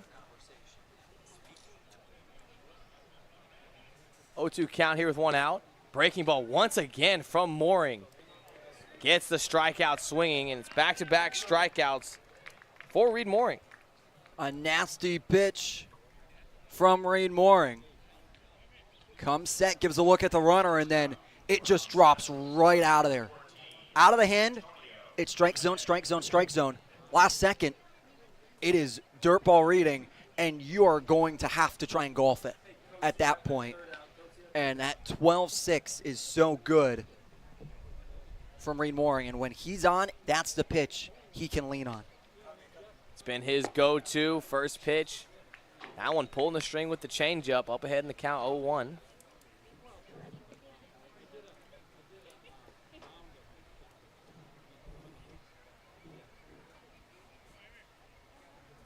Mooring, who's been 92, 93 with his fastball. There's another curveball to the Talo. That one hitting off his glove. Still able to make the play at first base. Blake Cavill picks it at first base for out number 3. Reed Mooring goes 1-2-3 after letting the first 2 runners on. It is still a 9-2 ball game here for the Harbor Hawks. And once again, let's send it over to silent reporter sitting next to an intern, Matt Coates. Thanks, Nico. Guys, for Intern Appreciation Day, I wanted to shout out another department that's very important to these Hyannis Harbor Hawks. That's the Baseball Operations and Analytics Department here. Shout out Josh Schreiber, pumping his fist up there. But I'm standing next to Mikey Lucario, one of our directors of baseball operations. Mikey, talk to me a little bit about your intern crew and how well they do for this team. Yeah, I mean, our interns, I like to say they're the most important interns out there. Obviously, everyone's important. Our guys have been on it since January. I mean, we went through the hiring process in the fall, getting in. We got a big team, like 12 guys. Some people working remote. Everybody's super bought in. They're here every day, helping build the roster, helping build our scouting reports. You can see a lot of their work on Twitter. Our analytics guys, Quinn Booth puts out a lot of really cool catching reports. Gabe Applebaum and Aiden Bielke do some great work with our pitchers. Austin Wallace in the bullpen and in the dugout has like totally overhauled some of our pitching staff. So it's been really cool to get these guys up here and watch them work and watch them grow throughout the year. Mikey, we talked to Gabe actually on the broadcast a few games ago. Got a little bit of a look into what analytics does for this team. But for the fans at home who just get to see what happens on the field, talk to me a little bit about your team's work off the field. Yeah, off the field, it's, we get up and first thing is, all right, who are the new guys that we need to look at for our opposing team for the day? We, let's get these scouting reports in. We watch the video, look at the numbers. Richard Legler has built an awesome scouting Shiny app that all of our guys use to help break down, look at the data and see what are we facing that day. And then there's a lot of modeling that goes on behind the scenes. Whenever we're recruiting players, it's, Gabe Applebaum, you talked about him about his ex-WOBA models. Those have been really helpful, finding guys, college players to help get up here from, whether it be from, looking at their data from school, looking at their data from other summer leagues that they've played in. The analytics guys have been super helpful, and our ops guys have nailed, combing through other leagues, finding guys to bring up, like Donovan Cash, who we just brought up from the NECBL, has been already big. He had a good game yesterday, so yeah.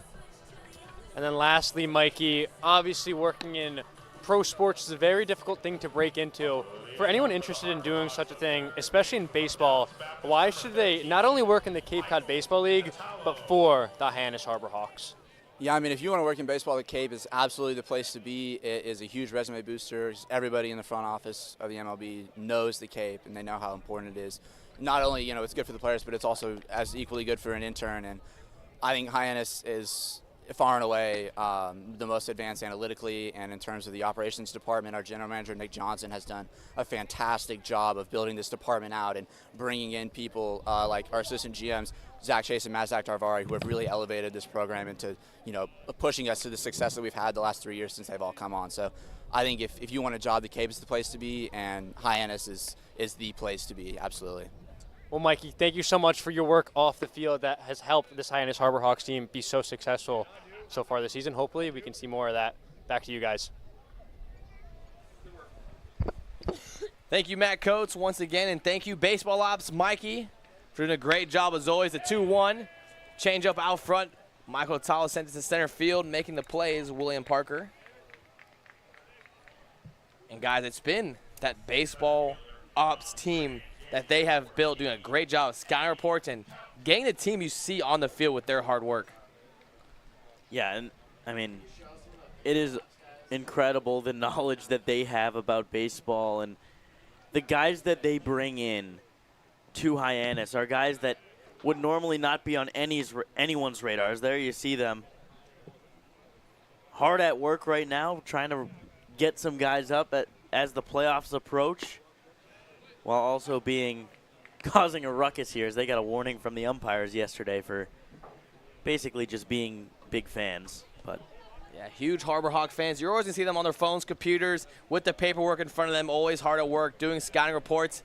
Eddie Pelk not able to check his swing. Dirt ball. Throw over to first base for 2 quick outs for the new arm, number 17, David Eckes. Yeah, David Eckes, a left-hander out of Florida International. This is his 4th appearance this summer for the Gatemen. A 6.75 ERA, 2 2/3 innings pitched, 3 walks and 3 strikeouts. Opponents hitting 300 on him, but already 2 quick outs for him. Does have some history with a lot of Harbor Hawks in his collegiate season. First pitch, and now in the right-handed batter's box, Cannon Peebles. Once again, a switch-hitting catcher out of Tennessee. Tennessee Volunteer, who is 1 for 3 on the day. And for Cannon Peebles, we talked about the Harbor Hawks interns' work ethic. Someone that matches the work they put in is Cannon Peebles. If you're an MLB scout listening, I cannot speak more highly of what Cannon Peebles will bring to your organization from an off-the-field dugout and culture point of view. The work ethic on this individual is next to no one I've ever seen in the Cape. 2-1 pitch, fouled off. Eli Putnam lost it for a second or first base and never found it again as that one falls right to his left. He was never able to pick it up. Yeah, went so high, went above the lights, and Eli Putnam could never figure it out with a little bit of an overcast sky coming in. They didn't really get any help from the dugout either. Normally they'd be saying, getting an idea of where it is, but I don't think they were really seeing it either. And it's that part of the night where it's always the toughest to see. It's not fully dark, it's not fully light. And from the common view, it looks normal, but once you're on the field and it's that 7 o'clock, 8 o'clock time, and you look up for a foul, for a fly ball, as a position player, I mean, sometimes you completely lose it. I remember being in the outfield and it's this kind of weather, and you look up and you just can't see the ball at all. 2-2 missing arm side from David Eckes. And back to your point, Jacob Irons, this guy in Cannon Peebles showed up at a 1:30 for a 6 o'clock game and 3 o'clock BP. I mean, a very hard worker. I mean, a switch hitter, has double the work, and he puts in all the hours for it. Inside out swing, sending it to right field. On cue, he sends it off. Gannon's sign in right center field, and it's going to be a double for Cannon Peebles. And a beautiful inside-out swing by Peebles to finally have one of those balls drop. You see, fastball, bottom of the zone. He goes the other way, and just the pure power that he has on his bat. I think he's going to have a massive spring and really get scouts to pay attention to him again, because his freshman year at NC State was absolutely incredible.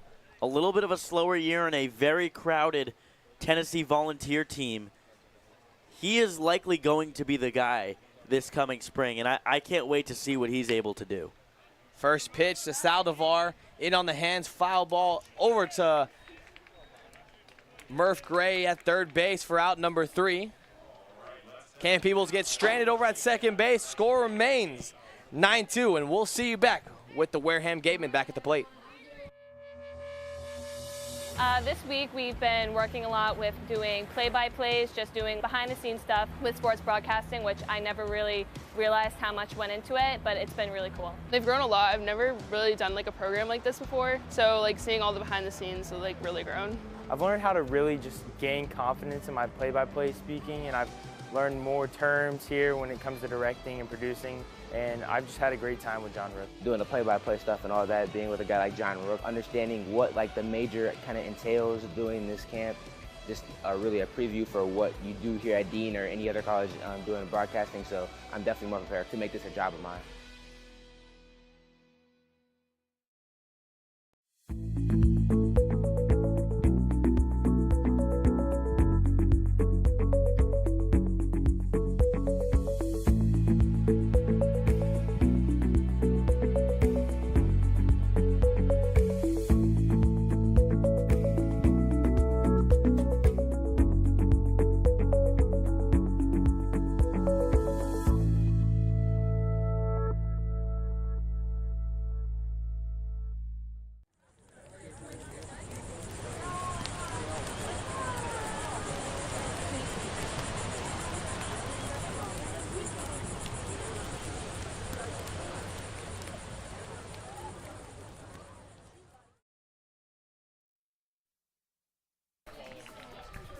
Great dancing in between innings with Cotton Eye Joe from our fan of the game.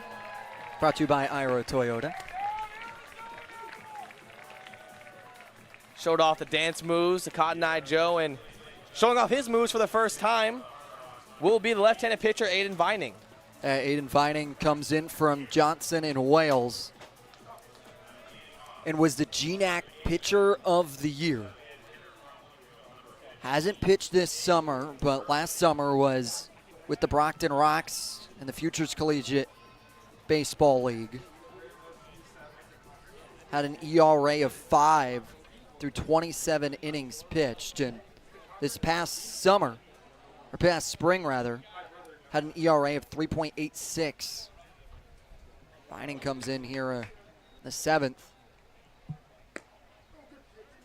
First pitch to the left-hander, Nate Early, taken outside for a ball.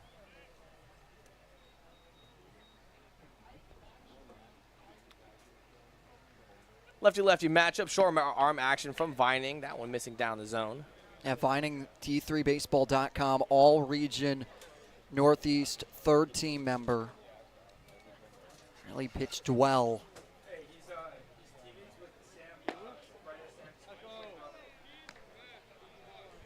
Struggling with command here. First 3 pitches miss.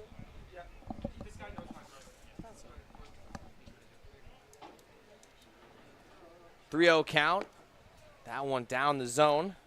It's a 4-pitch walk. Right now, if you're Vining, you just gotta give these Wareham hitters something to hit. I know you don't want to feed something down the middle, but the more runners on, the bigger a chance for a big rally. I want to keep putting up a bunch of zeros. Reed Morning finishes his outing with an inning and 2/3 with 1 hit, 2 strikeouts, no walks, no runs. Vining able to get back in there. First pitch strike to the right-hander, William Parker.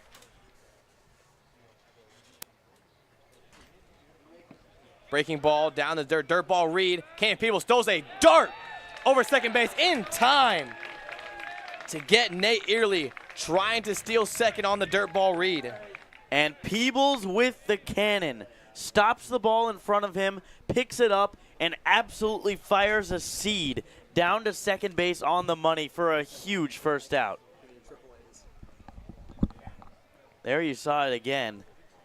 Able to throw that mask off. Picked the ball up with his bare hand, and I mean, he was fully able to step into that throw. Cannon Peebles, we've been singing his praises today.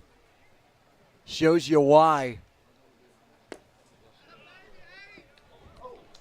And that one strikeout for Vining as William Parker falls towards the first base dugout, and there's 2 down for Aiden Vining. And just like that, after the walk, Vining's able to get himself 2 outs. Big spot. Now at the top of the order up, and we will have a pinch hitter.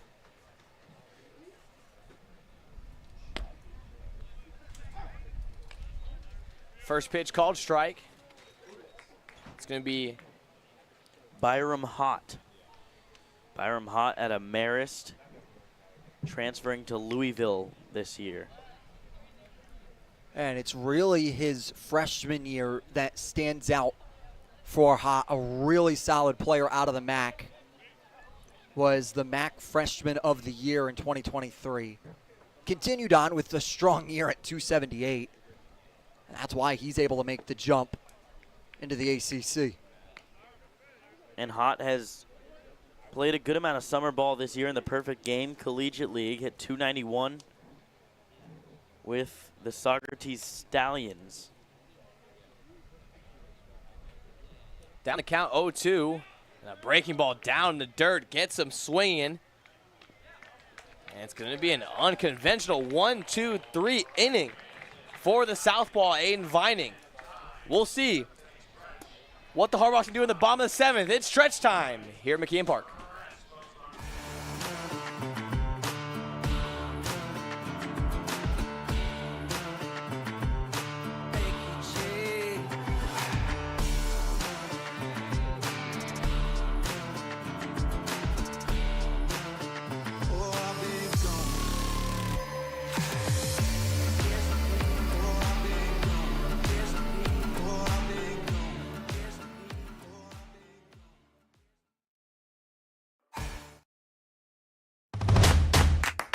This will be your college.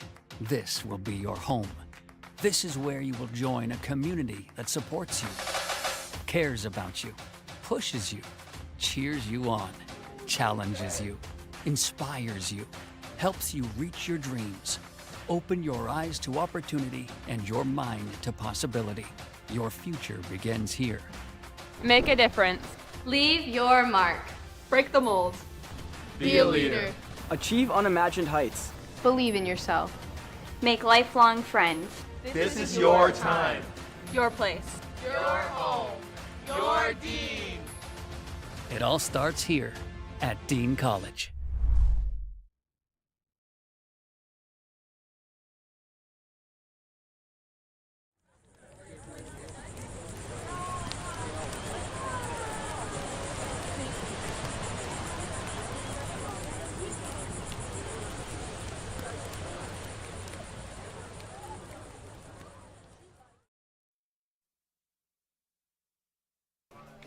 Stretch time here at McKeon Park, and the chicken dance goes off once again for the last time in the regular season. Maybe one of the best reasons to come to McKeon Park other than the pie eating contest. Chicken dance, all of the interns taking part. That was started by, I believe, Mike Maynard and Matt Coates last season. Mike Maynard, our King of the Writers, official title. Matt Coates, as you all know, sideline reporter. And also jack of all trades. Jack of all trades is an understatement. He is more like an engineer on this crew. He's our utility engineer that if center field goes down, where's Matt Coates? Third base, camera looks awry, where's Matt Coates? Everyone loves Matt Coates. Matt Coates has made himself a true utility man. And for Blake Cavell now, facing David Eckes. He did face him in his collegiate season in the Conference USA Championship. He doubled off of him and then got thrown out at third trying to extend it. But it was a big RBI double. He's been putting good swings out today. 3 for 3. A solo shot backed with 2 base hits. Up in a hitter's count here, and he sends that one to center field. That one in on the hands. Still got it to right out there, but it's going to be Billy Parker in center field making the play. Everything off of Blake Cavell's bat right now is a hold-your-breath moment. Another one there for Blake Cavell, 76-mile-an-hour pitch that he's able to unleash on. And just as Parker on the warning track making the grab. That's the first time Cavell's been retired today. He's 3 for 4 now.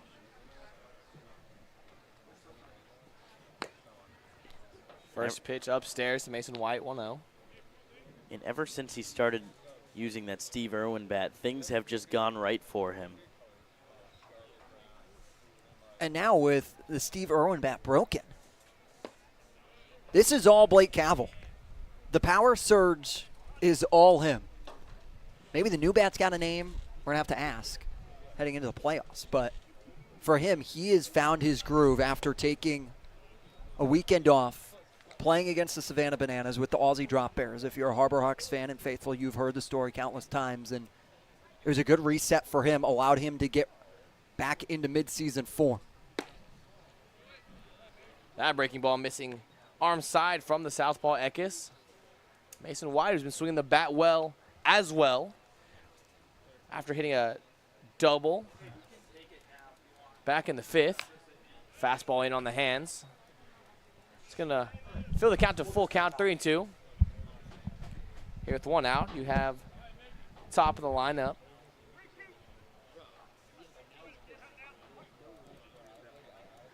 After Mason White.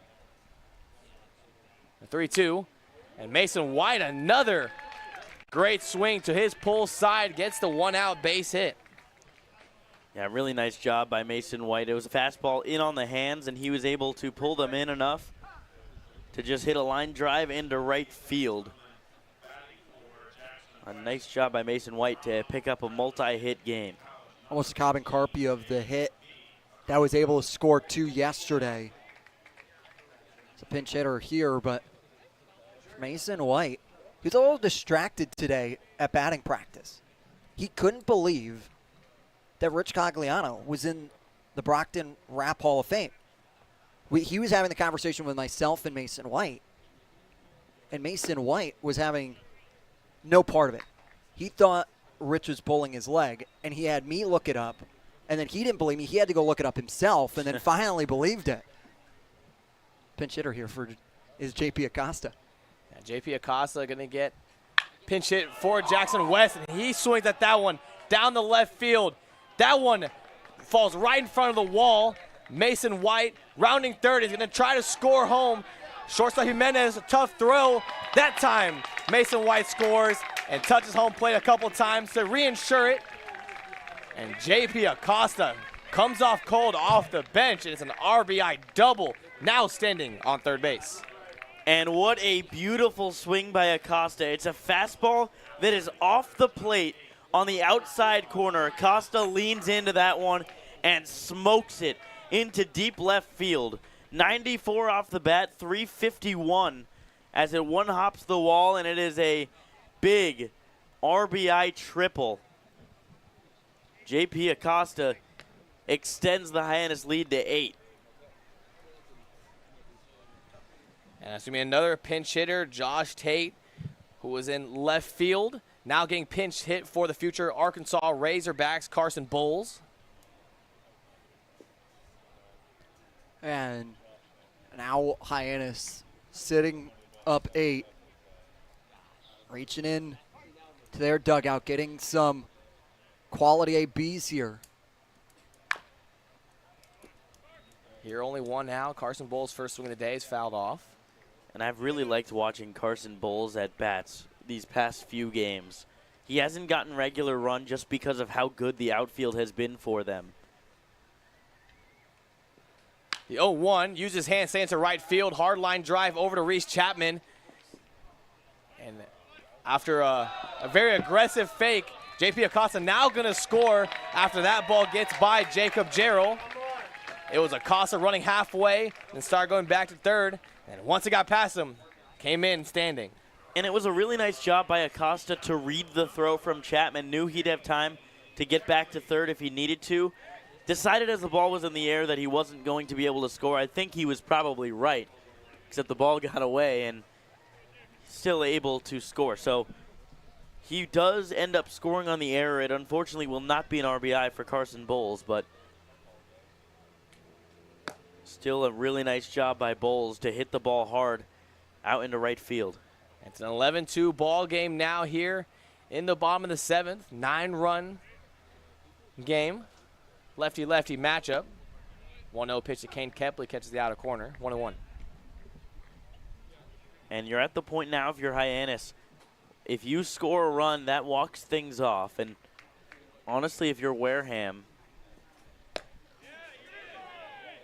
obviously, as they check down to third base, obviously Wareham is not going to intentionally let them score a run. But for the future, for Wareham's future, it's almost best if you do lose this game by mercy fashion, just because you can keep some arms a little bit fresh. And you keep arms fresh, and so far it's been a bullpen-style game for them. Again, instead of letting your guys throw bullpens before the games, you just have them come out here and throw 1 or 2 innings. 3-1 fastball grooved in there for a strike, 3-2. And before we even talk about the Wareham Gatemen pitching, Kane Kepley 1 ball away from breaking the franchise record here, 3-2. The 3-2. Check swing, fouled it off.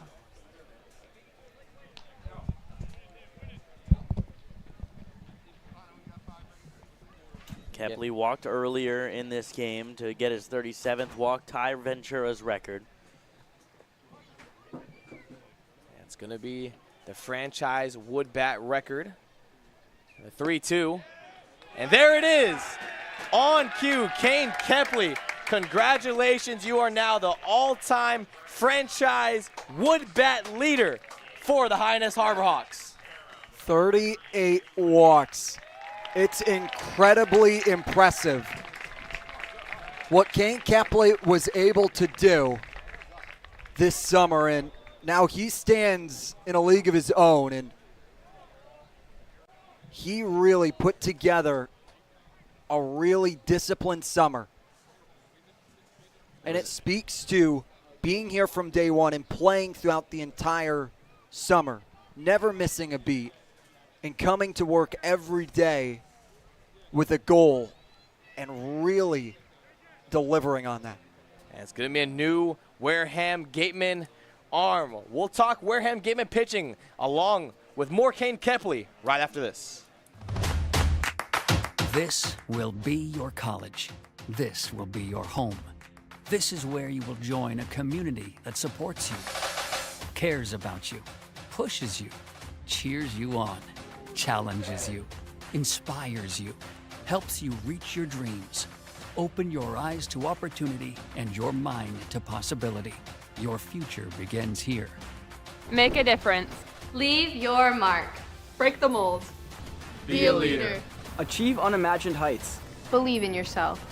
Make lifelong friends. This is your time. Your place. Your home. Your Dean. It all starts here at Dean College.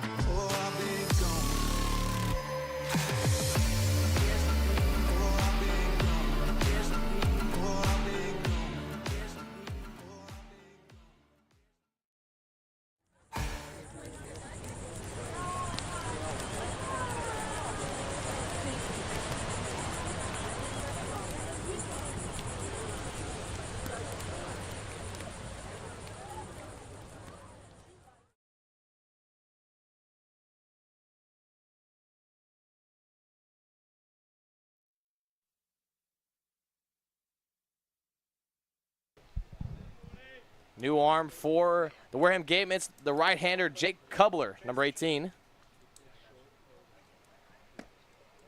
And it's a first pitch to Michael Tatalo down low. Yeah, Kubler out of the University of South Carolina Upstate.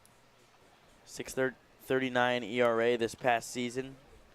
Just one appearance for the Gatemen so far, a 9 ERA, gave up 1 run. And Michael Tatalo hits it over to Murph Gray. Murph Gray, who's been solid at the hot corner all day long, does it again. Jake Kubler comes in and gets the job done, sends Michael Tatalo down. Harbor Hawks score 2 more, 11-2 ball game. We'll send it to the top of the 8th.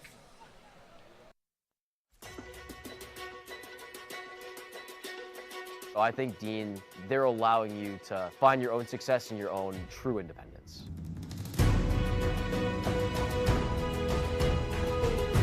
Dean is a whole group of all different kinds of people and communities. Since I've come to Dean, I've learned a lot of time management skills. Our community is especially tight-knit, and the majority of our students live on campus. And you are guaranteed 4 years of housing while you attend Dean.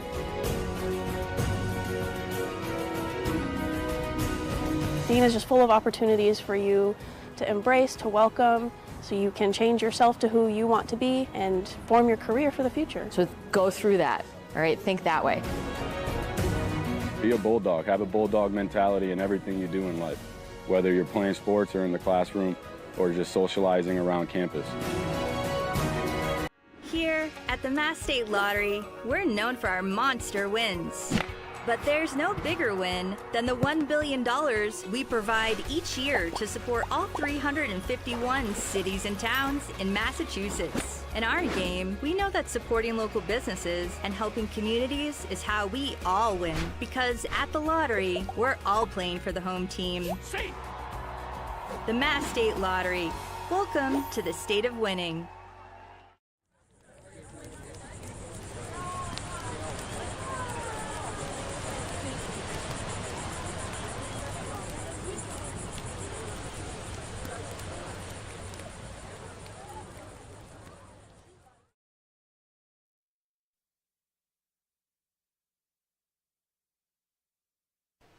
Big game here for the Harbor Hawks, up 11-2 here. But let's take a look on how it looks around the league, especially in this Western Division.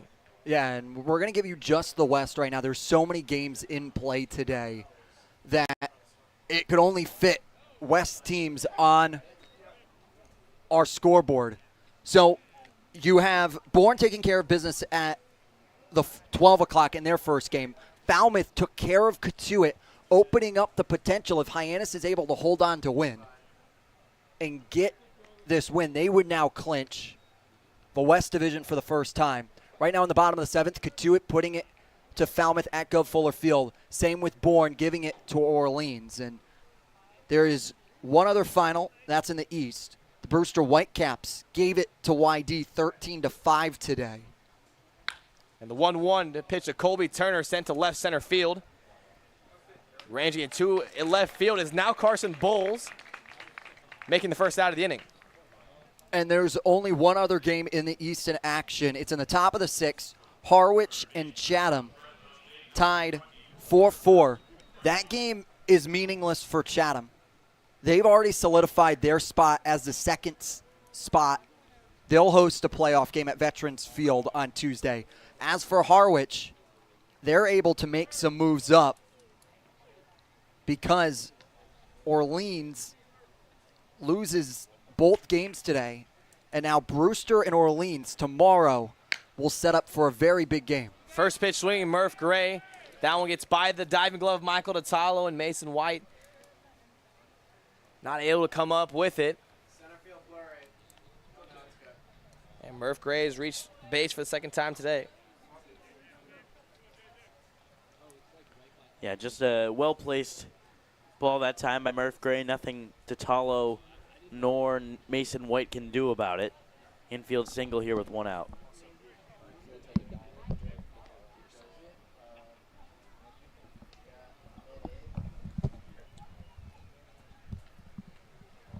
First pitch to Jacob Jarrell, high fly ball over to the right side. Blake Cavill ranging to it, reaching back, and that one falls right in front of him. Kane Kepley trying to make a play in right field.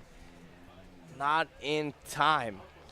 It was Blake Cavill trying to range behind it. Didn't see it all too well, as you could see him shrug over that first base, and now there's two men on. And you could see the way his body was positioned. He was really having a hard time seeing where that ball was. And it was a nice read by Murph Gray to be able to not get caught at second base. The ball took a nasty hop after it landed. Now another lefty-lefty matchup. It's going to be Chapman. First pitch, fastball up in the zone. And they're going to give Blake Cavill the fielding arrow at first base. Tough play for him, though, and couldn't track it with the lights in the sky. Counts 1-0. Wareham Gatemen try to cut away at this lead. Very slow breaking ball coming in at 69 miles per hour on the outside corner. Chapman 0 for 2 on the day. Struck out swinging, but got hit by the pitch on the fourth. Was able to reach first base.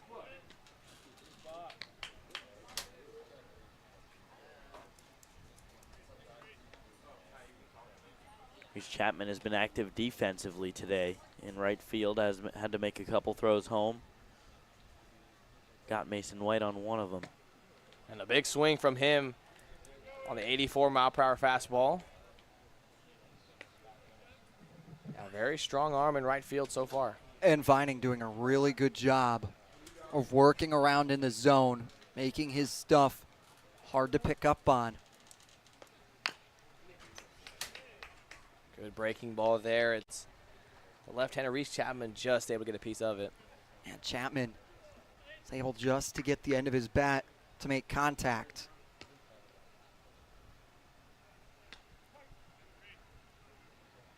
And for Vining, very different look on the mound. Short arms the ball as that one, 74-mile-per-hour breaking ball, sends Reese Chapman swinging. And the stuff won't overpower you. D3 pitcher just uses his deceptiveness to try to get his outs. And now with Eli Putnam, this is maybe the biggest threat in this Wareham lineup, and he's coming up with runners on first and second. Especially against the Hyannis Harbor Hawks. First pitch to Eli Putnam, changeup right in on the hands. Moving arm side, great pitch first for Vining. Eli Putnam, the junior out of Davidson. 6'4" in the right-handed batter's box here with 2 outs. Vining the 0-1, goes back to that changeup, moving arm side. Cannon Peoples ranging over to the net, runs out of room.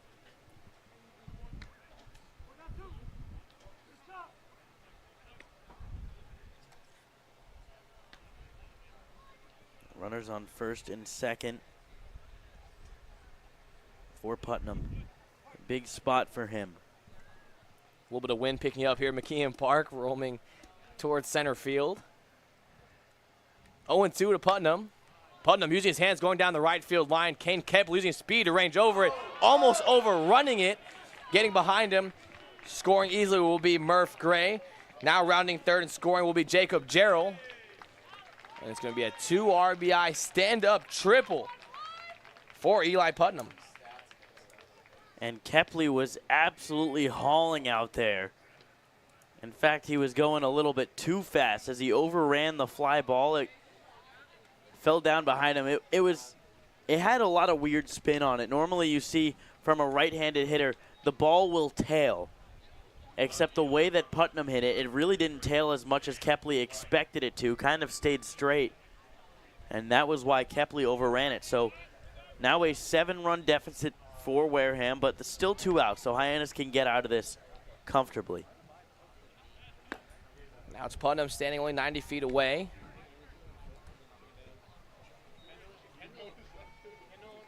It's going to be a left-hander in the box for the Wareham Gatemen.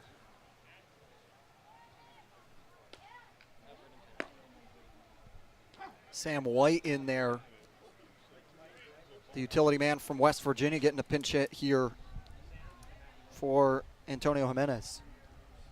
Hometown of Ontario, Canada. The lefty fouls it off.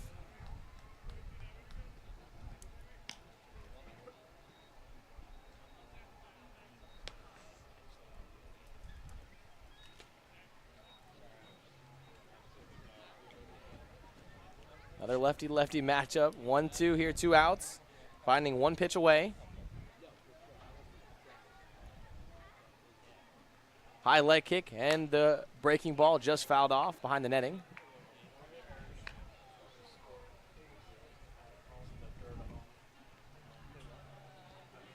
Vining just needs to find that strike. 2 runs. Come a little meaningless. You still lead by 7 here, but for the Wareham Gatemen coming off the 2nd largest comeback in CCBL history. Hard line drive back to Kane Kepley. That one not having to move at all. Right to the left-hander's glove. Wareham Gatemen able to cut a little bit off of this deficit. It's now an 11-4 ball game. And before the Harbor Hawks come up, let's send it over to our good friend, Josie Broyles. This is the Hawks' last regular season home game here at McKeon, and they are on fire at the plate tonight. Like Mitch Carriger said, last night's game was a little bit unexpected. They had a little bit of a slower start, but really were able to carry momentum, leading to their tie against Bourne last night. And it looks like they've really carried that momentum into today's game because they have 11 runs on the board right now. I want to shout out star hitter Michael Tatalo. That's the leadoff hitter for Dallas Baptist University and represented the Hawks in the All-Star game for the West, the winning team.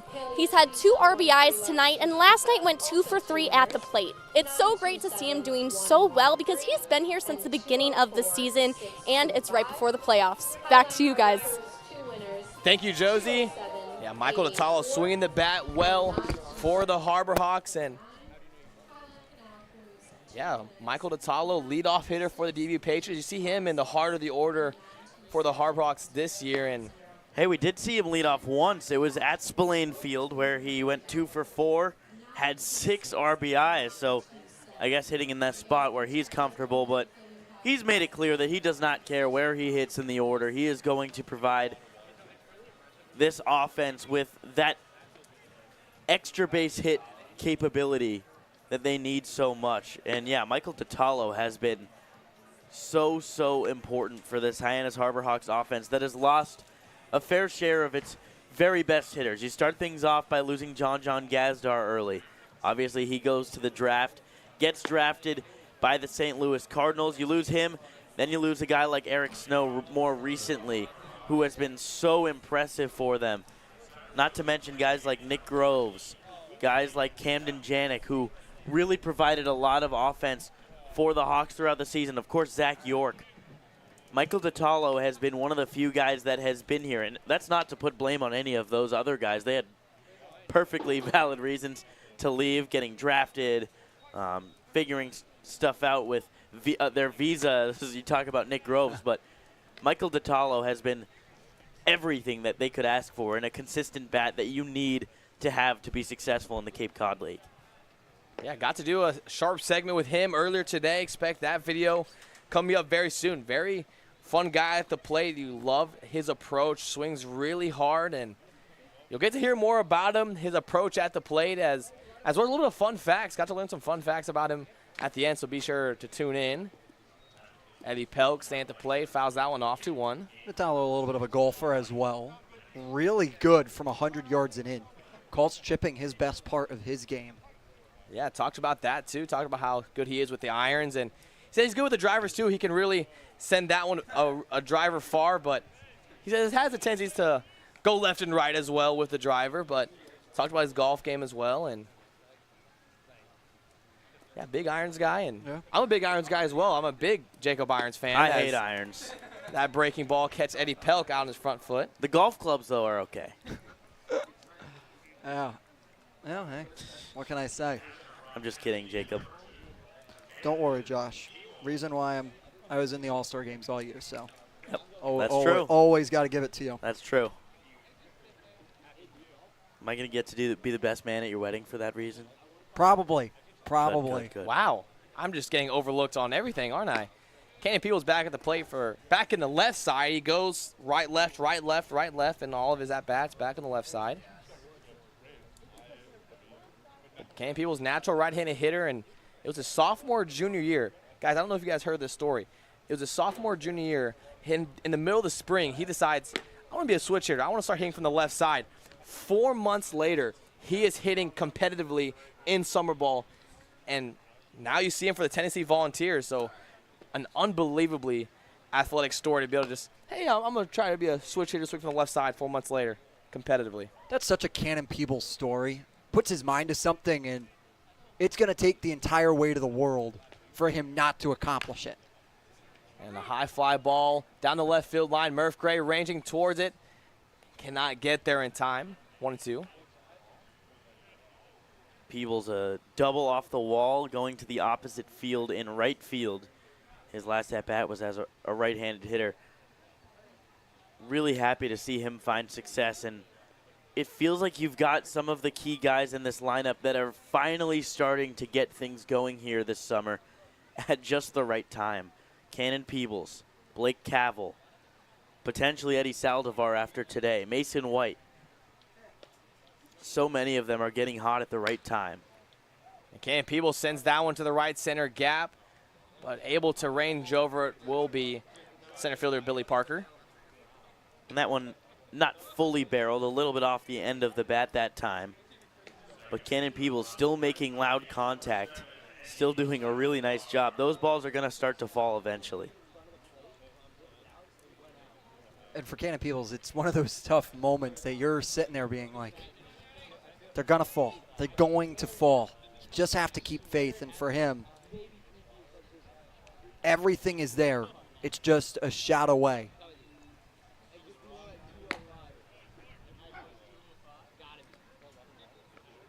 Eddie Saldivar this time using the batting gloves after throwing the bat twice his last time up. Got the all whites on, ground ball to the shortstop, Antonio Jimenez.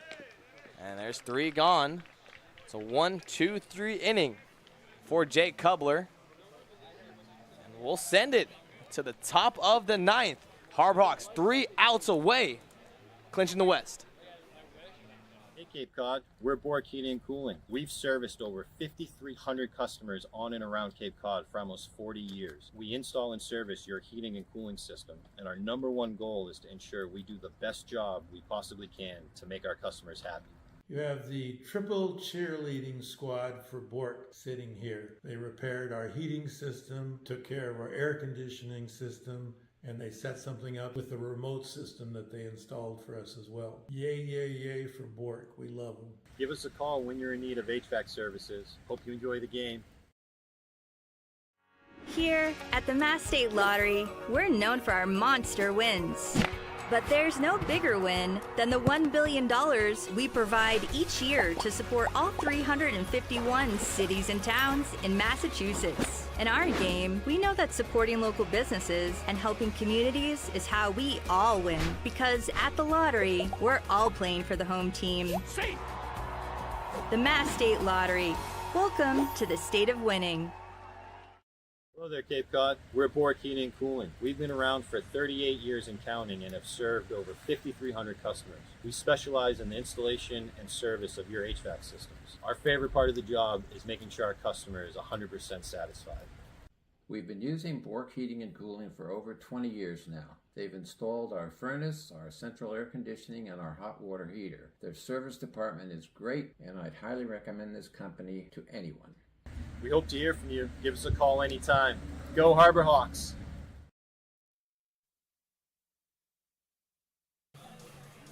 Harbor Hawks are 3 outs away from clinching first place in this Western Division. And with 3 outs away, it's Ock time in McKeon Park. They have brought in the closer, number 36, Josh Ock. And Josh Ock has been locked down. In his 7 appearances, 8 2/3 innings, he's got 3 saves in 3 opportunities, a 0.00 ERA, 15 strikeouts, just 3 walks. He has been super solid, and they're going to ask him to close out the Western Division regular season pennant. And he's 3 outs away. He's going to face 8-9-1 for the Gatemen due-up. Nate Early, Billy Parker, and Byron Hott, who pinched hit for Johan Desiro back in the 7th. And normally in a 7-run game, maybe you wouldn't go to Josh Ock, your closer, but Hyannis knows what this win would mean. They know that if they win this game, tomorrow they can throw whoever they want because that game will not matter. In that game tomorrow, if Harbor Hawks able to win this one, Whitey already clinching first place in the Eastern Division. It's going to be the battle of first place, but not going to expect to see everyone's best. Maybe tomorrow night it's going to be maybe a bullpen-style game. So still seeing good arms, but it's going to be bullpen-style. Probably not too many guys throwing too many pitches. Man, go have some fun with the game tomorrow if this score holds. Once again, half inning of baseball left to be played in front of us, and Wareham coming off the second largest comeback in Cape Cod League history. You don't want to root out the Gatemen by any means right now. Still 3 outs remaining, and that's 3 outs too many if you're the Harbor Hawks with the lead. 1-0, big swing from Nate Early. Counts even to 1-1. For Ock, he's got a fastball and a slider that play really well off each other. Also has a changeup that has a lot of late dive to it. That fastball up in the zone. Nate Early half swings.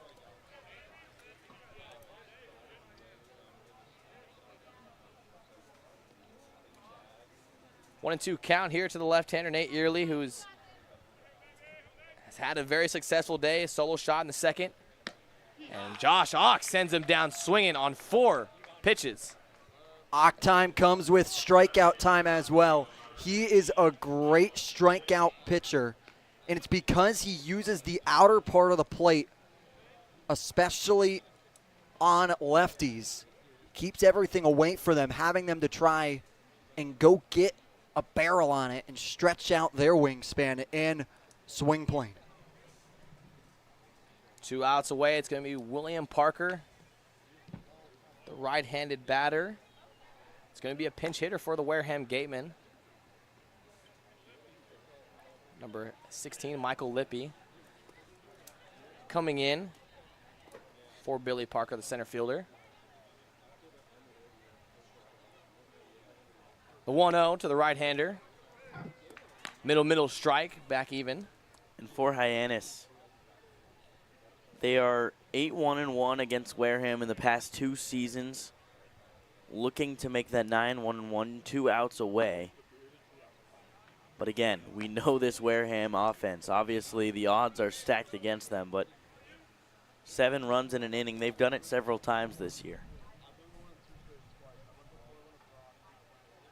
2-1 high leg lead from Josh Ock. A big swing in right field. Kane Kepley comes in. And what an absolutely amazing play from the speedy Kane Kepley for out number 2. Kane Kepley making the play of the day with 1 out remaining. And now Hyannis just an out away from being Western Division champions. Can start to feel it. Be the first time since 2015. And it would complete a full rebuild. There was many of times for Hyannis before Nick Johnson and Dan Johnson took over. Harbor Hawks didn't see double-digit wins. For them, they are 1 out away from being the top of the West. 1 out away. It's going to be Byram Hop here with 2 outs. Fastball up in the zone, fouled off. Got to give credit, though, to Kane Kepley on that amazing play. Comes in diving, and it's a great display there of what Kane Kepley brings. The 1-1 ground ball. That one getting through the 6-hole. And that's a 2-out base hit from Byram Hott. Once more, if you're Ock, there's no reason to worry about first. Attack Colby Turner here. And to your points, Blake Cavill letting Josh Ock know that he is going to leave first base vacant. Going to worry about the hitter here and play defense. Colby Turner at the plate. 1 for 4 on the day. Base hit back in the first. First pitch fastball called a strike, 0-1.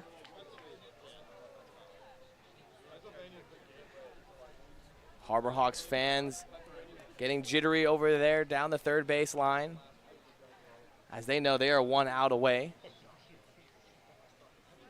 And the 0-1, runner gets put in motion. No attempt at him. Byram Holt getting second easily.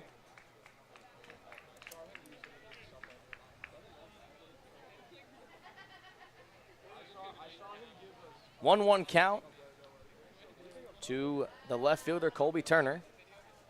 Hawk stands in, high leg lift, and it's a slider in on the hands, and now the Harbor Hawks 1 strike away to clinching first place.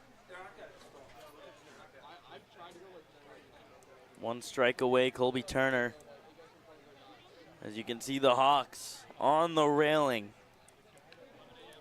wanting to have their, hopefully their first celebration of many. Josh Ock sets in. 1-2 count, leg lift. Fastball missing glove side. Evens the count.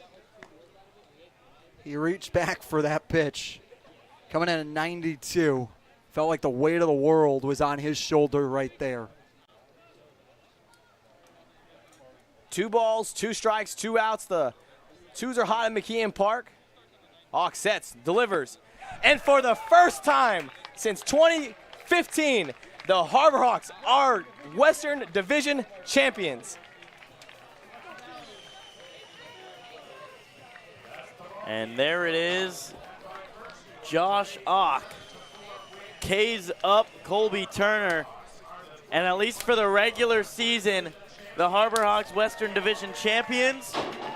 And you know, when we ask them after this game, they're going to downplay it. They're going to say they've still got work to do, but this is a big accomplishment that will bring a trophy here to McKeon Park. It's a big accomplishment, and it speaks to everyone's hard work. This organization, over the last 3 years, have put in hours attempting to get themselves back to being a winning ball club, getting themselves in a position to succeed in the nation's best summer league. And all that hard work pays off here tonight. A Western Division crown in the regular season coming home to McKeon Park. It's a great feeling for everybody involved, especially how many hours are put in. And it's only fitting it happens on Intern Appreciation Day. Yeah, I mean, from start to finish, it's very telling that this was the game that they got it done. Everyone knew what was at stake here, and they did everything they could. From the beginning of this game, they came out hot. They came out aggressive, and they clearly wanted this game more than Wareham did, and it showed on the field, and it showed in the score. Harbor Hawks come out on top, and it's the way they did as well. You get the 11-4 victory over the Wareham Gatemen, and they are 2024 Western Division champs. For Nico Sharp, Josh Schreiber, Jacob Irons, for our amazing production crew, once again, Dan Bartolino, Chase Avery, and Charlie Adams, our sideline reporters, Matt Coates and Josie Broyles, putting on a wonderful broadcast once again. Congratulations, 2024 Harbor Hawks Western Division champs. We'll see you tomorrow night as we travel to YD.